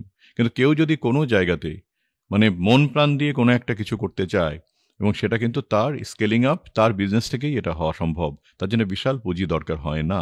এটা আমি ছোট ব্যবসার ক্ষেত্রে বলছি, বা ছোট থেকে বড় করা। আর একটা হচ্ছে যে না, আমি বড় করে ভাবছি, সুতরাং আমার ফান্ড দরকার, সে তার জন্য হয়তো কিছু ফ্যামিলি থেকে ফান্ড পেলো বা নিজস্ব কিছু ফান্ড পেলো। এখন প্রচুর স্কিম আছে, হ্যাঁ, এবং স্টার্ট আপের উপরে প্রচুর স্কিমস আছে সেন্ট্রাল গভর্নমেন্ট, স্টেট গভর্নমেন্টের। এন্টারপ্রেনিয়র যারা আছে তাদের জন্য, উইমেনদের জন্য ভেরি স্পেশাল অনেক রকম স্কিমস রয়েছে, সেটা থেকে তারা টাকা পেতে পারে। সেন্ট্রাল গভর্নমেন্ট, স্টেট গভর্নমেন্টের বিভিন্ন ফান্ডিং এজেন্সি আছে, তারা সেখান থেকে পেতে পারে, সাবসিডি রয়েছে। এবং এন্টারপ্রেনিয়রদের জন্য প্রচুর ফান্ড আছে। ভালো প্রজেক্ট থাকলে অনেক ভেঞ্চার ক্যাপিটালিস্ট এগিয়ে আসেন সেগুলোতে ফান্ডিং করতে। ব্যাংক তো আছেই, এবং ব্যাংক এখন খুব মানে সামান্যভাবেই ব্যাংক, কিন্তু আমাদের ব্যাংক, আমরা প্রথম আমাদের বাড়ি মর্টগেজ রেখে আমরা 80,000 ব্যাংক থেকে আমরা লোন নিয়েছিলাম। ওকে, তা ব্যাংকও টাকা দেয়। ব্যাংক এই নয় যে ব্যাংক খুব স্ট্রিক্ট, তাহলে ব্যাংক এখন কিন্তু খুব ইজিলি মানে ফান্ডিং করে। হ্যাঁ, কিন্তু ওই ফান্ডিংটা আমি যেটা নিচ্ছি সেটা যেন আমি প্রপারলি ইউটিলাইজ করতে পারি, প্রপারলি ইউজ করতে পারি। সেই ফান্ড থেকে নতুন নতুন ফান্ড আমি ক্রিয়েট করতে পারি, জেনারেট করতে পারি, আমি এমপ্লয়মেন্ট জেনারেট করতে পারি। এইটা কিন্তু খুব ধৈর্যের সঙ্গে করতে হবে। আমি অনেককে দেখেছি, আমার সামনে অনেককে দেখেছি যে খুব ছোট থেকে তারা আজকে হিউজ একটা জায়গায় পৌঁছে গেছে, এবং যখন বাড়বে না তখন মানে এটা তুমি জানো, এটা মানে মাল্টিফোল্ড হবে। এক থেকে হয়তো 2 হতে অনেক টাইম লাগবে, 2 হতে 4 একটু টাইম লাগবে, 4 থেকে 8, 8 থেকে 16, 16 থেকে 32, কিন্তু এবার কিন্তু রোল হতে যখন শুরু করবে তখন মানে হিউজলি হবে। সুতরাং ওই প্রথম কিছুদিন, প্রথম 1-2 বছর তাকে কিন্তু পাখির চোখ করে ধরে বসে থাকতে হবে, তাকে স্কেলিং করতে হবে, তাকে মানে ওইটাকে মানে একদম। এবং আরেকটা জিনিস জীবনে আমরা যেটা কখনো করিনি, যে বিজনেসের টাকা পকেটে করে বাড়িতে নিয়ে যাওয়া, এটা কোনোভাবে যে করবে সে কিন্তু কখনো বিজনেস করতে পারবে না। আজকে পর্যন্ত আমরা কখনো বিজনেসের টাকা বাড়িতে পকেটে করে নিয়ে যাইনি, এবং কোনোদিন প্রশ্নই আসে না। আমার এমপ্লয়াররা যেমন স্যালারি পান, আমিও স্যালারি পাই। হ্যাঁ, এখানে কিন্তু কোনোদিন আজ পর্যন্ত আমরা 2 ভাই যেটা করতে পেরেছিলাম, যে কোনোদিন কোনো বিজনেসের টাকা আমার দরকারে আমি সেখান থেকে নিয়ে চলে যাব, গিয়ে আমি খরচ করব অন্য একটা কাজে, এটা আমি জীবনে কখনো আমরা করিনি। যার জন্য প্লাইং ব্যাক, অর্থাৎ আমার একটা কম্পিউটার সেন্টার থেকে 2 থেকে 4টে, 4টে থেকে করতে করতে এটা ইঞ্জিনিয়ারিং কলেজ, সেখান থেকে 1টা থেকে 2 থেকে 3টে, 3টে থেকে 4টে, তারপর ইউনিভার্সিটি, যা হয়েছে সব ওই 500 টাকা ক্যাপিটাল থেকে কিন্তু প্লাইং ব্যাক করতে করতে হয়েছে। কখনো টাকা নিয়ে বাড়িতে চলে যায়নি, নিয়ে গিয়ে আমরা কিচ্ছু করিনি। এবং হ্যাঁ, এই বিজনেসের কিন্তু মেন এটা যে অনেকেই কি করেন, প্রতিদিন রাত্রিবেলা তার টাকাটা বাড়িতে নিয়ে চলে যান। প্রথম বিজনেস করে একটা মানে তাকে ক্যাশিয়ার রাখতে হবে, একটা ব্যাংক অ্যাকাউন্ট করতে হবে, বিজনেসের টাকাটা তাকে ক্যাশিয়ারকে দিয়ে ব্যাংকেই পাঠাতে হবে। বিজনেসের টাকা আমি নিজে হাত দেবো না, নিজে ছোঁবো না, এটা যদি কেউ প্রতিজ্ঞা করেন তার বিজনেস কখনো ফেল হতে পারে না, আমি এটা বিশ্বাস করি না। কিন্তু ম্যাক্সিমাম যারা করেন তারা দিনের শেষে টাকাটা নিয়ে বাড়ি চলে গিয়ে ওই টাকা বিভিন্নভাবে খরচ করেন, বিজনেসের টাকা, সেটাই হচ্ছে প্রবলেম। ওকে, আবার করে বিনিয়োগ, হ্যাঁ, কিন্তু তাকে বলতো আমি প্রথম মাসে আমার দরকার 10,000 টাকা, প্রথম মাসে আমি প্রথম স্যালারি তুলতাম, বিশ্বাস করে 1,000 টাকা, 1,000 রুপিস। আমি যখন প্রথম, তাও 89 অব্দি কোনো স্যালারি পেতাম না, 89 থেকে 1,000 টাকা, হ্যাঁ 4 বছর বাদে 1,000 টাকা, তারপরে হয়তো 2-3 বছর বাদে 2,000 টাকা, হ্যাঁ, তারপরে হয়তো 10,000 টাকা, এই করতে করতে, এবং স্যালারি মানে, এবং এই স্যালারিটা আমি এখনো স্যালারি তুলি, আমার নামে এখনো চেক হয়, স্যালারি চেক হয়। হ্যাঁ, এবং আমার অনেক এমপ্লয়ি আছেন আমার থেকে বেশি স্যালারি পান। আচ্ছা, আমার যেটুকু দরকার আমি সেটুকুই স্যালারি হিসাবে নিই। আমার অফিস, আমার যা প্রয়োজন, আমার যেটুকু দরকার আমার সেটুকু তারা প্রোভাইড করে। তার মানে বোধহয় আপনি 3টে কথা বললেন আপনার পুরো এই কথাটায়। মিনিমালিজম, অল্পে খুশি থাকা, 2 ডিসিপ্লিন, ওই রোজ আবল তাবল খরচ না করে ফেলা, আর 3 কনসিস্টেন্সি, লেগে থাকা। এই 3টে হচ্ছে একদম ব্যবসায় স্কেল আপ করার অনেস্টি। আচ্ছা, যদি অনেস্টি না থাকে কখনো ব্যবসা দাঁড়াতে পারে না। আমি আমার বিজনেসে যদি 100% অনেস্টিতে না করি, দেন সে বিজনেস কখনো টিকতে পারে না, হতে পারে না, এটা আমি বিলিভ করি না। এটা আপনি এভাবে ভেঙে বললেন বলেই আমি অতি উৎসাহী হয়ে একটু সাহসের উপর ভর করে একটা প্রশ্ন করি। 500 টাকা, সেখান থেকে 1 কোটি, 1 কোটি থেকে 10 কোটি, 10 কোটি থেকে 100 কোটি ইয়ারলি, এই যে টার্নওভার, এটা কত বছরের মেয়াদে আপনার ক্ষেত্রে সব সম্ভব হয়েছে? এটা যদি আন্দাজে বলেন। টোটাল 40 বছর, এই তো 84। হ্যাঁ, টোটাল 40 বছর। কিন্তু আপনি ব্রেকটা বলুন, 1 কোটি তে যেতে কত বছর লেগেছে? হ্যাঁ, 1 কোটিতে যেতে, টার্নওভার 1 কোটিতে যেতে আমার 5 ইয়ার্স। 5 ইয়ার্স, 1 কোটিতে যেতে 5 ইয়ার্স, মানে 90 সাল। হ্যাঁ, 90 সালের মধ্যে আপনি 1 কোটি টাকা টার্নওভারে পৌঁছে গিয়েছিলেন। 1 কোটি টার্নওভার। 10 কোটি যেতে ধরো নেক্সট 5 ইয়ার্স, 95 সালে গেছেন। 100 কোটি যেতে ধরো আরো 5 ইয়ার্স। মানে আপনি বলছেন আপনি যখন আমরা মিলিনিয়ামে প্রবেশ করছি আপনি তখন 100 কোটি টাকার টার্ন ওভারে চলে গেছেন, তার মানে আপনি 15 বছরে 100 কোটি টাকার টার্ন ওভার নিশ্চিত করেছেন গ্যারেজে একটা কম্পিউটার সেন্টার খুলে রাইট। সেখান থেকে। তার মানে আমি জাস্ট ফর্মুলেট করছি, তার মানে আপনি এই 100 কোটিতে যাওয়ার জন্য ডিসিপ্লিন, কনসিস্টেন্সি, অনেস্টি এই তিনটেকে এনক্যাশ করেছিলেন, এই তিনটের উপর ভরসা করে ঠিক। যেতে চেয়েছিলেন। আপনি কি, যেমন আমরা রতন টাটার কিন্তু ক্ষেত্রে সম্পদ দেখেছি, বেড়েছে ধরো আরো বেশি, ধরো প্রচুর, এই যে একটা ক্যাম্পাস তৈরি হয়েছে, এই টাকা এগুলো দিয়ে তো asset। তৈরি হয়েছে, এগুলো অ্যাসেট, হ্যাঁ, মানে ধরো এগুলো আজকে CapEx। এত এত ক্যাম্পাস তৈরি হয়েছে, এত ল্যান্ড ব্যাংক হয়েছে, এত ক্যাম্পাস তৈরি হয়েছে, এই কত কত কত বিল্ডিং, তার ইনফ্রাস্ট্রাকচার তৈরি হয়েছে, মানে তার এর তো সম্পদ তৈরি হয়েছে, তাই না, অ্যাসেট তৈরি হয়েছে। এবং সেটা আমি মনে করি যেটা, এবং যেটা আমি এখানে তোমাকে মানে আমার থেকে আমি বলছি যেটা, যে এই যে ইনস্টিটিউশনগুলো তৈরি হয়েছে, স্কুল হোক, কলেজ হোক, ইউনিভার্সিটি হোক, আমি মনে করি এটা for the society, for the society. আমি থাকবো না আর কতদিন থাকবো, ঠিক আছে, কিন্তু this would be for the সংস্থাগুলো সোসাইটি, থেকে যাবে। সমস্তগুলো থেকে যাবে এটা। এবং আমার মানে স্ট্রাকচারটাই তাই, এবং যে এখানে বাঙালি মনে স্ট্রাকচারটাই রাখবে তাই, যে এখানে বাঙালিকে কম্পিউটার শিখিয়েছে এখানে কিন্তু এই কেউ নিয়ে সংস্থা। যাওয়ার, এখানে কিন্তু কেউ নিয়ে মানে কেউ বিক্রি বাট্টা করে বেরিয়ে যাওয়ার কারণ না। নেই, মানে এটা এটা থাকবে, এগুলো থাকবে, এবং এগুলো ফর দ্য সোসাইটি, এগুলো থাকবে, এগুলো ফাউন্ডেশন, ফাউন্ডেশন, এগুলো থাকবে। আমরা রতন টাটার ক্ষেত্রে দেখেছি যে উনি অনেক জীবনের একদম শেষ প্রান্তে এসেও উনি স্টার্ট আপে উৎসাহ দেখাচ্ছেন, ভেঞ্চার ক্যাপিটালিস্টের এবং নিজে ইনভেস্ট করেছেন অনেকগুলো startup। সেটাই বললাম, নিজে ইনভেস্ট করছেন। আপনি কি স্টার্ট আপে উৎসাহী ইনভেস্ট? না, আমি ওইভাবে মানে এখনো কোথাও মানে যাইনি, কিন্তু আমার কাছে আমার অনেক স্টুডেন্ট অনেক সময় অনেক বিজনেস, নতুন নতুন প্রজেক্ট নিয়ে আসে, নতুন ভেঞ্চার নিয়ে আসে। আমি যদি দেখি যে এটা ভালো ভেঞ্চার, ভালো প্রজেক্ট, আমি তাদেরকে হেল্প করি, কিন্তু আমি নিজে কখনো সেখানে মানে আমি হেল্প করে, Stakeholder আমি হিসেবে help স্টেক হোল্ডার করেন না। আসি না, আমি তাদেরকে আমার স্পেস দিয়ে, আমি তাদের ফান্ড দিয়ে ইনিশিয়ালি, আমার তার ইনফ্রাস্ট্রাকচার টেকনোলজি দিয়ে আমি তাকে সাপোর্ট করি, আমি আমার ফুল গ্রুপকে বলে দিই সাপোর্ট করতে, কিন্তু আমি কখনো স্টেক হোল্ডার হিসেবে সেখানে আমি যাই না। তারা এটা করলো, করে তারপরে তারা সেখান থেকে গ্রো করলো, এবং অনেক মানে বিজনেস ডেভেলপ করেছে, যেখানে আমি আমার বিভিন্ন ক্যাম্পাসে তাদেরকে জায়গা দিয়েছি, তারা সেখানে অনেক দিন থেকে সেখান থেকে তারা এটাকে তৈরি করেছে, করার পরে সেখান থেকে তারা এবার নিজেদের ডেভেলপ করে নিজেদের জায়গায় পৌঁছে গেছে, চলে গেছে। এবং এখনো অনেক ইনকিউবেটর আছে এখানে যারা কাজ করছে অলরেডি, তো এটা কিন্তু আছে। এবং মানে এটা তার আমি নিজে কখনো, ইউনিভার্সিটিগুলোর মধ্যে ইনকিউবেশনকে একটা রাইট, পার্ট রাইট। করেছেন। কারণ আমি এটা কখনো করি না, আমি কাউকে কখনো টাকা ধার দিই না, আমি কখনো আচ্ছা, টাকা ধার দিই না। যদি কেউ আমার কাছে কোনোদিন টাকা চায় কিছু, মানে সেটা আমার সামর্থ্যের মধ্যে আমি তাকে দিই, তাকে দিয়ে বলি এটা কিন্তু কখনো রিটার্ন করতে এসো না। হ্যাঁ, কারণ এটা কি হয়, রিটার্ন করাটা না লজ্জার ব্যাপার হয়ে যায়, মানে যে মানে নেয় সে কিন্তু রিটার্ন করতে চাইবে না, এবং সে কখনো দেখি সে লজ্জায় আমার সামনে আসে না, মানে হয়তো এড়িয়ে যাবে। যখন আমি কাউকে দিই না, আমি তখন বলি এটা কিন্তু মানে ফেরতযোগ্য নয়। ওকে, তো ফেরতযোগ্য দিলেই তার একটা এক্সপেকটেশন থেকে যায় যে আমাকে ওটা ও ফেরত দেবে, এবং তার একটা লজ্জার ব্যাপার হয়, সেটা আমি কখনো করি না। এবং এই প্রিন্সিপাল থেকেই আপনি স্টার্ট আপের ইনভেস্টর হিসেবে না, আমি কখনো নিজেকে দেখতে চান না। না। কিন্তু আবার নতুন প্রজন্মকে যদি কারো সাহায্য লাগে তাহলে আমি হেল্প করি বিভিন্নভাবে। তাহলে সাহায্য করতে চান। আমার মনে হয় যে এই তরুণ প্রজন্ম যাদের নিয়ে আমরা কথা বলছি, যাদের সমস্যা সংকটগুলো নিয়ে আমরা এতটা গভীরে গিয়ে আলোচনা করলাম, তাদের আরেকটা কোথাও ক্রাইসিস আছে, যে ওই তারা চাকরিমুখী। আপনি 85-তে শুরু করেছিলেন আমরা কথা বলছি, এখনো তারা চাকরি না হলে কিছু হবে না এইটা ভাবে। কিন্তু আপনি, জানি এরকম বেঞ্চমার্ক হয় না, এটা একটু অলিক প্রশ্নই হবে, কিন্তু যেমন আপনি বললেন আমি 500-তে শুরু করেছিলাম, আপনার কি মনে হয় একটা মানুষ, গিভ মি এ ফিগার, যে এই টাকাটা আমার কাছে থাকলে আমি অক্লেশে অনায়াসে শুরুটা করে দিতে পারি? কত মানে টাকা পুঁজি থাকলে আজকের সময়ে আমাদের বয়সী একটি ছেলে স্বাবলম্বী হওয়ার কথা, ওয়ান ম্যান বিজনেস, সেটাকে ডেভেলপ করার কথা ভাবতে পারে বলে আপনার মানে আমার মনে হয় এটা মানে এখনকার সময়, মানে আমাদের সময়টাকে ছেড়ে দিতে হবে। এই কারণেই নম্বরটার কথা জিজ্ঞেস করছি, যাতে এখনকার ছেলেমেয়েরা সময় আমার ভরসা মনে পায়। হয় একটা লাখ দশেক টাকা একটা পুঁজি থাকলে একটা ব্যবসা শুরু করে এবং সেখান থেকে ডেভেলপ করা সম্ভব। সে লড়ে নিতে পারবে লড়ে নিতে পারবে। 10 লাখ টাকা থাকলে সম্ভব সেটা।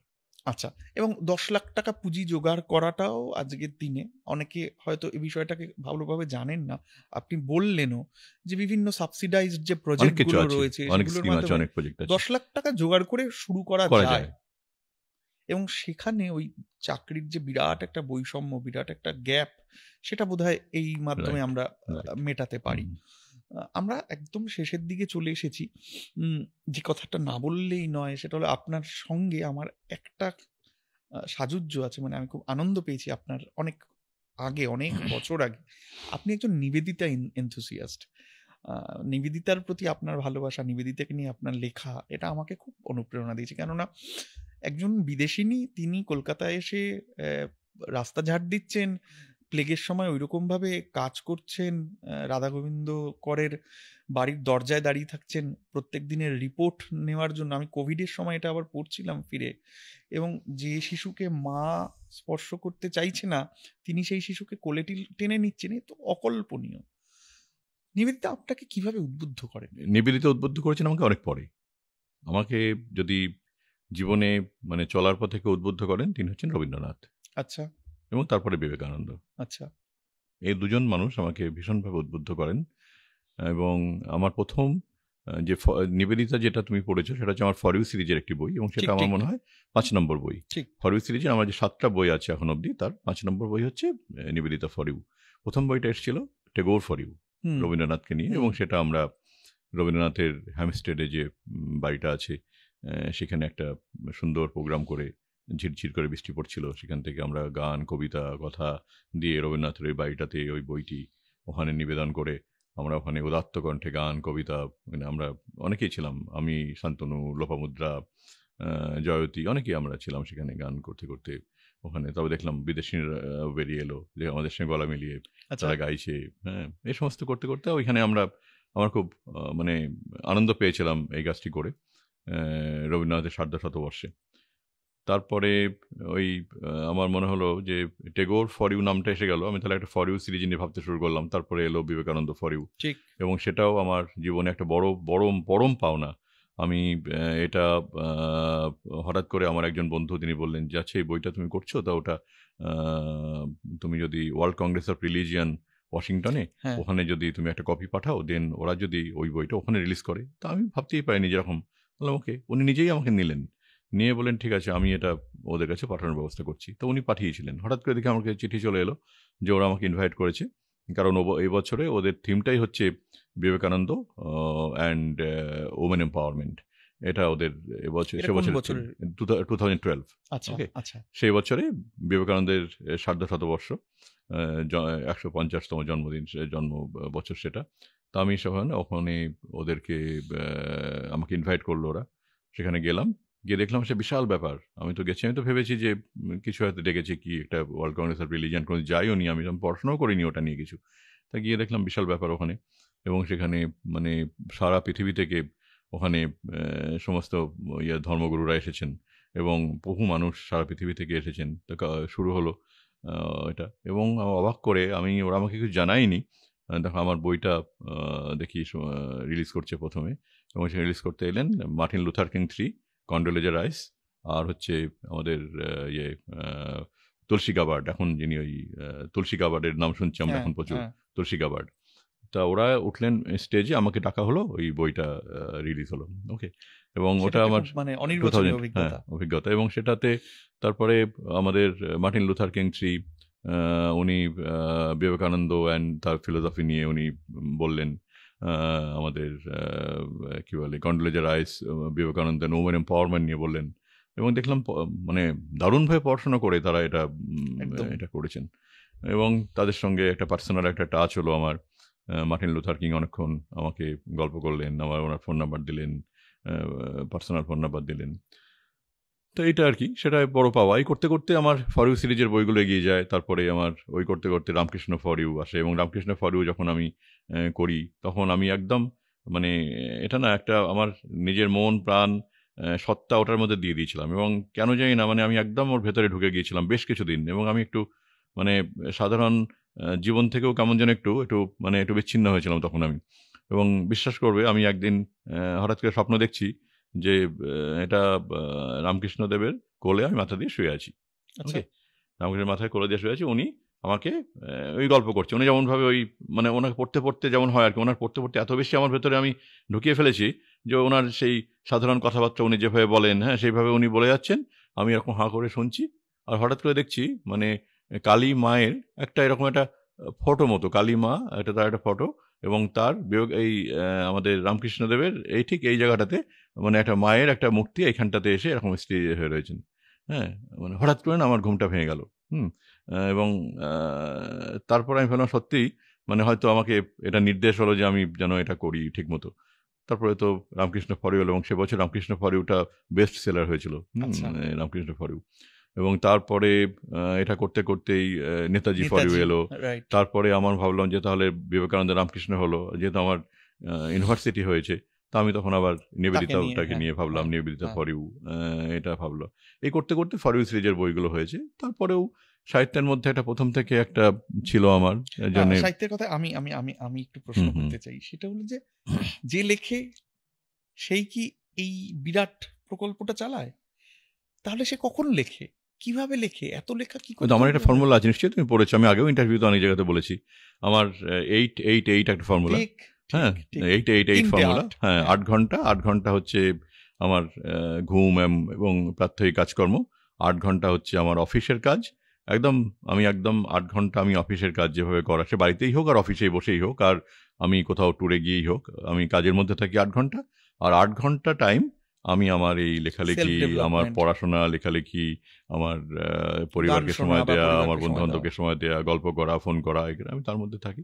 সুতরাং এগুলো আমি এইভাবে ভাগ করে নিয়ে আমার মনে হয় যে টাইমটা কোনো ফ্যাক্টর হয় না। তো জন কিটসের ব্যাপারেও ইন্টারেস্ট, আমি কিটসকে নিয়েও আপনার লেখা পড়েছি। হ্যাঁ, ওটা হচ্ছে বিরহের অন্তরালে। হ্যাঁ, বিরহের অন্তরালে।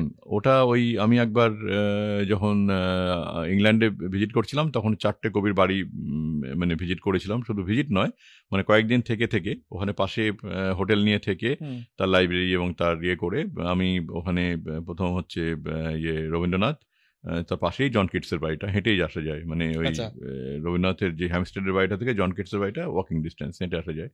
তারপরে ওখান থেকে গেলাম ওয়াটসওয়ার্থ, তারপরে হচ্ছে শেক্সপিয়ার নিয়ে, তখন আমি এই 4 জন কবিকে নিয়ে, এবং সেটা একটা অন্যরকম একটা ঘটনা ঘটেছিল সেটাতে অ্যাকচুয়ালি। মানে আমি যাচ্ছিলাম হচ্ছে তোমার ইংল্যান্ড থেকে আমি গাড়িতে করে আমরা মুভ করছিলাম হচ্ছে ওদের আরেকটা প্রভিন্স, বলো কি নাম, ওই ইউকের আরেকটা, যেটা স্কটল্যান্ডে যাচ্ছিলাম। স্কটল্যান্ডে যেতে যেতে একটা জায়গা থেকে দেখলাম দুদিকে না আমাদের মানে হলুদ ফুলে ভর্তি রয়েছে। তো আমি আমার যে বন্ধু, ওই আমাকে ড্রাইভ করে নিয়ে যাচ্ছিল, সঙ্গে আরো 2 জন বন্ধু আমার ছিল। তো ওকে আমি জিজ্ঞেস করলাম যে দারুণ সর্ষে খেয়ে, তারা আমাদের মনে হচ্ছে আমাদের মাঠের পাশ দিয়ে যাচ্ছি। তা বললো, দাদা এটা সর্ষে নয়, এটা হচ্ছে ড্যাফোডিলস। হ্যাঁ, এখানে 10,000 daffodils I saw at a glance. আমি বললাম যারে, বলল হ্যাঁ পাশে না ওয়াটসওয়ার্থের বাড়ি, এখানটা খুব ড্যাফোডিলস হয়। আপনি রাস্তার দুধারে যেগুলো দেখছেন এগুলো হচ্ছে ড্যাফোডিলস, এবং এটা ওই আপনি একটু এগুলোই বাঁদিকে আমরা যদি এটাকে টার্ন করি তাহলে এখানে ওয়াটসওয়ার্থের যে বাড়িটা এবং তার মিউজিয়াম, এবং সেখানে ওই তার লেক টেক এটসেট্রা সমস্ত কিছু আছে। হ্যাঁ, তাহলে চলো একবার ঘুরে যাই। তাহলে ঠিক আছে, আমরা গিয়ে ওখানে গেলাম। যাওয়ার পরে ওই জায়গাটা দেখার পরে মানে আমার মনে হলো মানে স্বর্গীয় একদম। আমি আর বললাম আজ যাবো না কোথাও। আমি তখন বললাম না, এখানে থেকে যাবো। স্কটল্যান্ডে একটা ইউনিভার্সিটিতে আমার পরের দিন একটা মিটিং ছিল। আচ্ছা, তা আমি ওদেরকে বললাম যে এবারটা আমি এক্সকিউজ চাইছি, যে এবারটা আমার ভালো লাগছে না যেতে, আমি এখানে থেকে যেতে চাই। তো ওখানে একটা হোটেলে আমরা বললাম, এবার হোটেল ম্যানেজারটা বললেন যে আপনাকে আমি আপনি যখন এখানে এসছেন আপনি একটা স্পেশাল রুম দেবো, যে রুমটাতে মানে ওয়াটসওয়ার্থ এই রুমটাতে এসে, মানে তখন এটা ছিল সরাইখানা একটা, হ্যাঁ, এবং ওয়াটসওয়ার্থ ওইখানে এসে লেখালেখি করতেন ওই রুমটাতে। বলুন আমি এই রুমটা আমরা এইভাবেই সাজিয়ে রেখেছি, ওই রুমটাতেই আপনাকে আমরা থাকতে দেবো। ওকে, তো এই রুমটাতে আমাকে থাকতে দিল একদম লেকের ওপরে রুমে। তারপরে পরদিন ওয়াটসওয়ার্থের বাড়িতে গেলাম, হ্যাঁ, এবং সেই তখন সব কিছুই রয়েছে দেখলাম, মানে তার সমস্ত জিনিস সাজানো, ইভেন টুথব্রাশটা পর্যন্ত রয়েছে। এবং শীতের জন্যে ওনার বোন ডরোথি খুব সম্ভবত, তো এই খবর মানে নিউজ পেপারগুলো ওয়ালে সাঁটানো, এখনও সেই নিউজ পেপার ওয়ালে সাঁটানো রয়েছে, মানে শীতটাকে আটকানোর জন্যে নিউজ পেপার দিয়ে ওয়ালগুলোকে সাঁটানো, তার টুথব্রাশ, তার এটসেট্রা, মানে সমস্ত কিছু, মানে ওই একদম রেখেছেন। এটা কিন্তু আমাদের জন্য খুব বড় শিক্ষা, কবির বাড়িকে। তা ওইটা দেখে আমার পরে আবার ব্যাক করার সময় ওই আমার শেক্সপিয়ারের বাড়িটাতে আমরা ওখানে কয়েকদিন রইলাম, থেকে ওইখানে ঘোরাঘুরি করে সমস্ত ওখান থেকে ডেটা কালেকশন করলাম।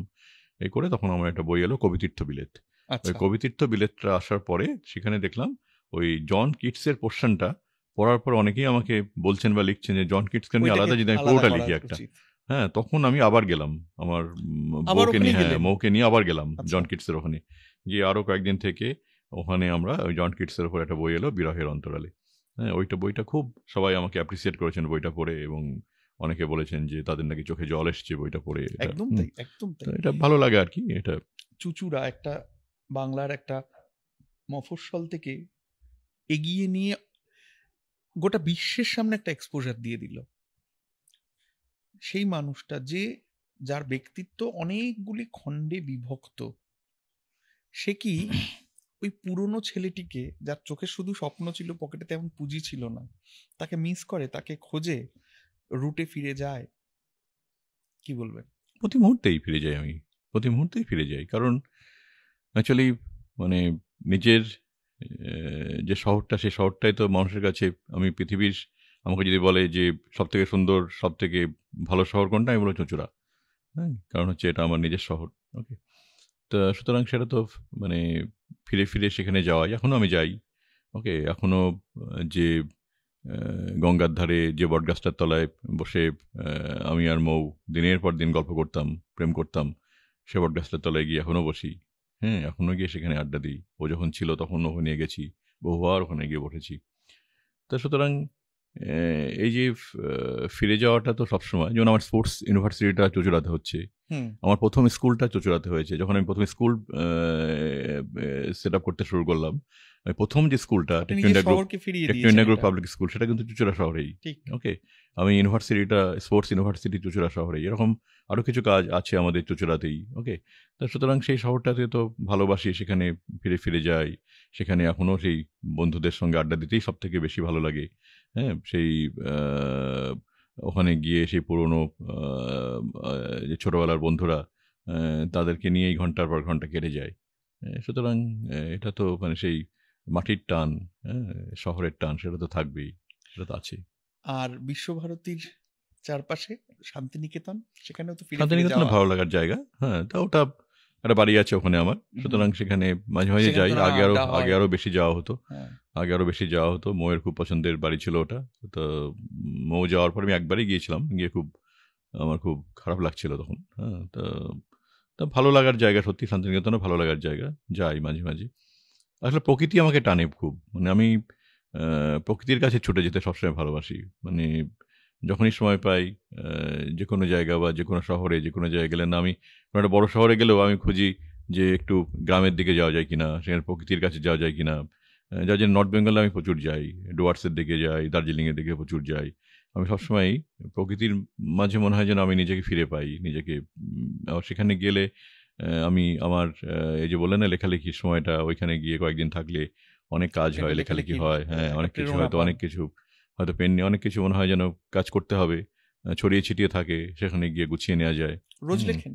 না, রোজ লিখি না, আমি ওরকমভাবে লিখি না কখনো। আমি যখন ইচ্ছে হলো লিখি, হয়তো টানা 2 দিন হয়তো বাড়িতে থেকে লিখলাম, হ্যাঁ, সেটা বেরোলামই না হয়তো। উদ্যোগপতি সত্যম রায়চৌধুরী, শিক্ষাদিশারি সত্যম রায়চৌধুরী, গ্লোব ট্রটার সত্যম রায়চৌধুরী, নাকি একজন অত্যন্ত নিভৃত লেখক সত্যম রায়চৌধুরী? কাকে মানুষ মনে রাখুক, কি চান? কোনটার প্রতি আপনার প্রেম, আপনার ভালোবাসা? আমি এমন কিছু করিনি যে মানুষকে মনে রাখার মতো এখনো আমি কিছু করি বলে আমি মনে হয় না। কি বলছেন? করেছি না, আমি এটা মনে করি না যে মানুষকে মনে রাখার মতো কিছু করেছি। তবে মানুষ যদি ভালোবেসে আমাকে মনে রাখেন সত্যম রায়চৌধুরী হিসাবে, মানে আমি সত্যম রায়চৌধুরী হিসাবে যদি ভালোবাসেন, সেটাই। অন্য কোনো সত্তা বলে আমার কিছু নেই। আমি কোনো স্পেশাল কোনো সত্তাকে বিলিভও করি না।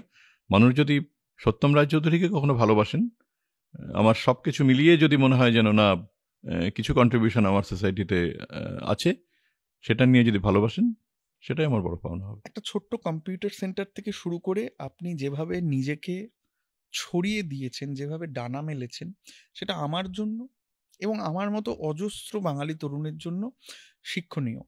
কাজে আপনার এই উড়াল, এটা যেন চিরজীবী হয়, সেটা যেন চলতে থাকে, এই আমার প্রার্থনা।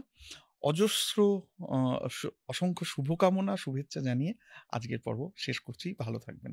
নমস্কার, তুমি খুব ভালো থেকো। Thank you.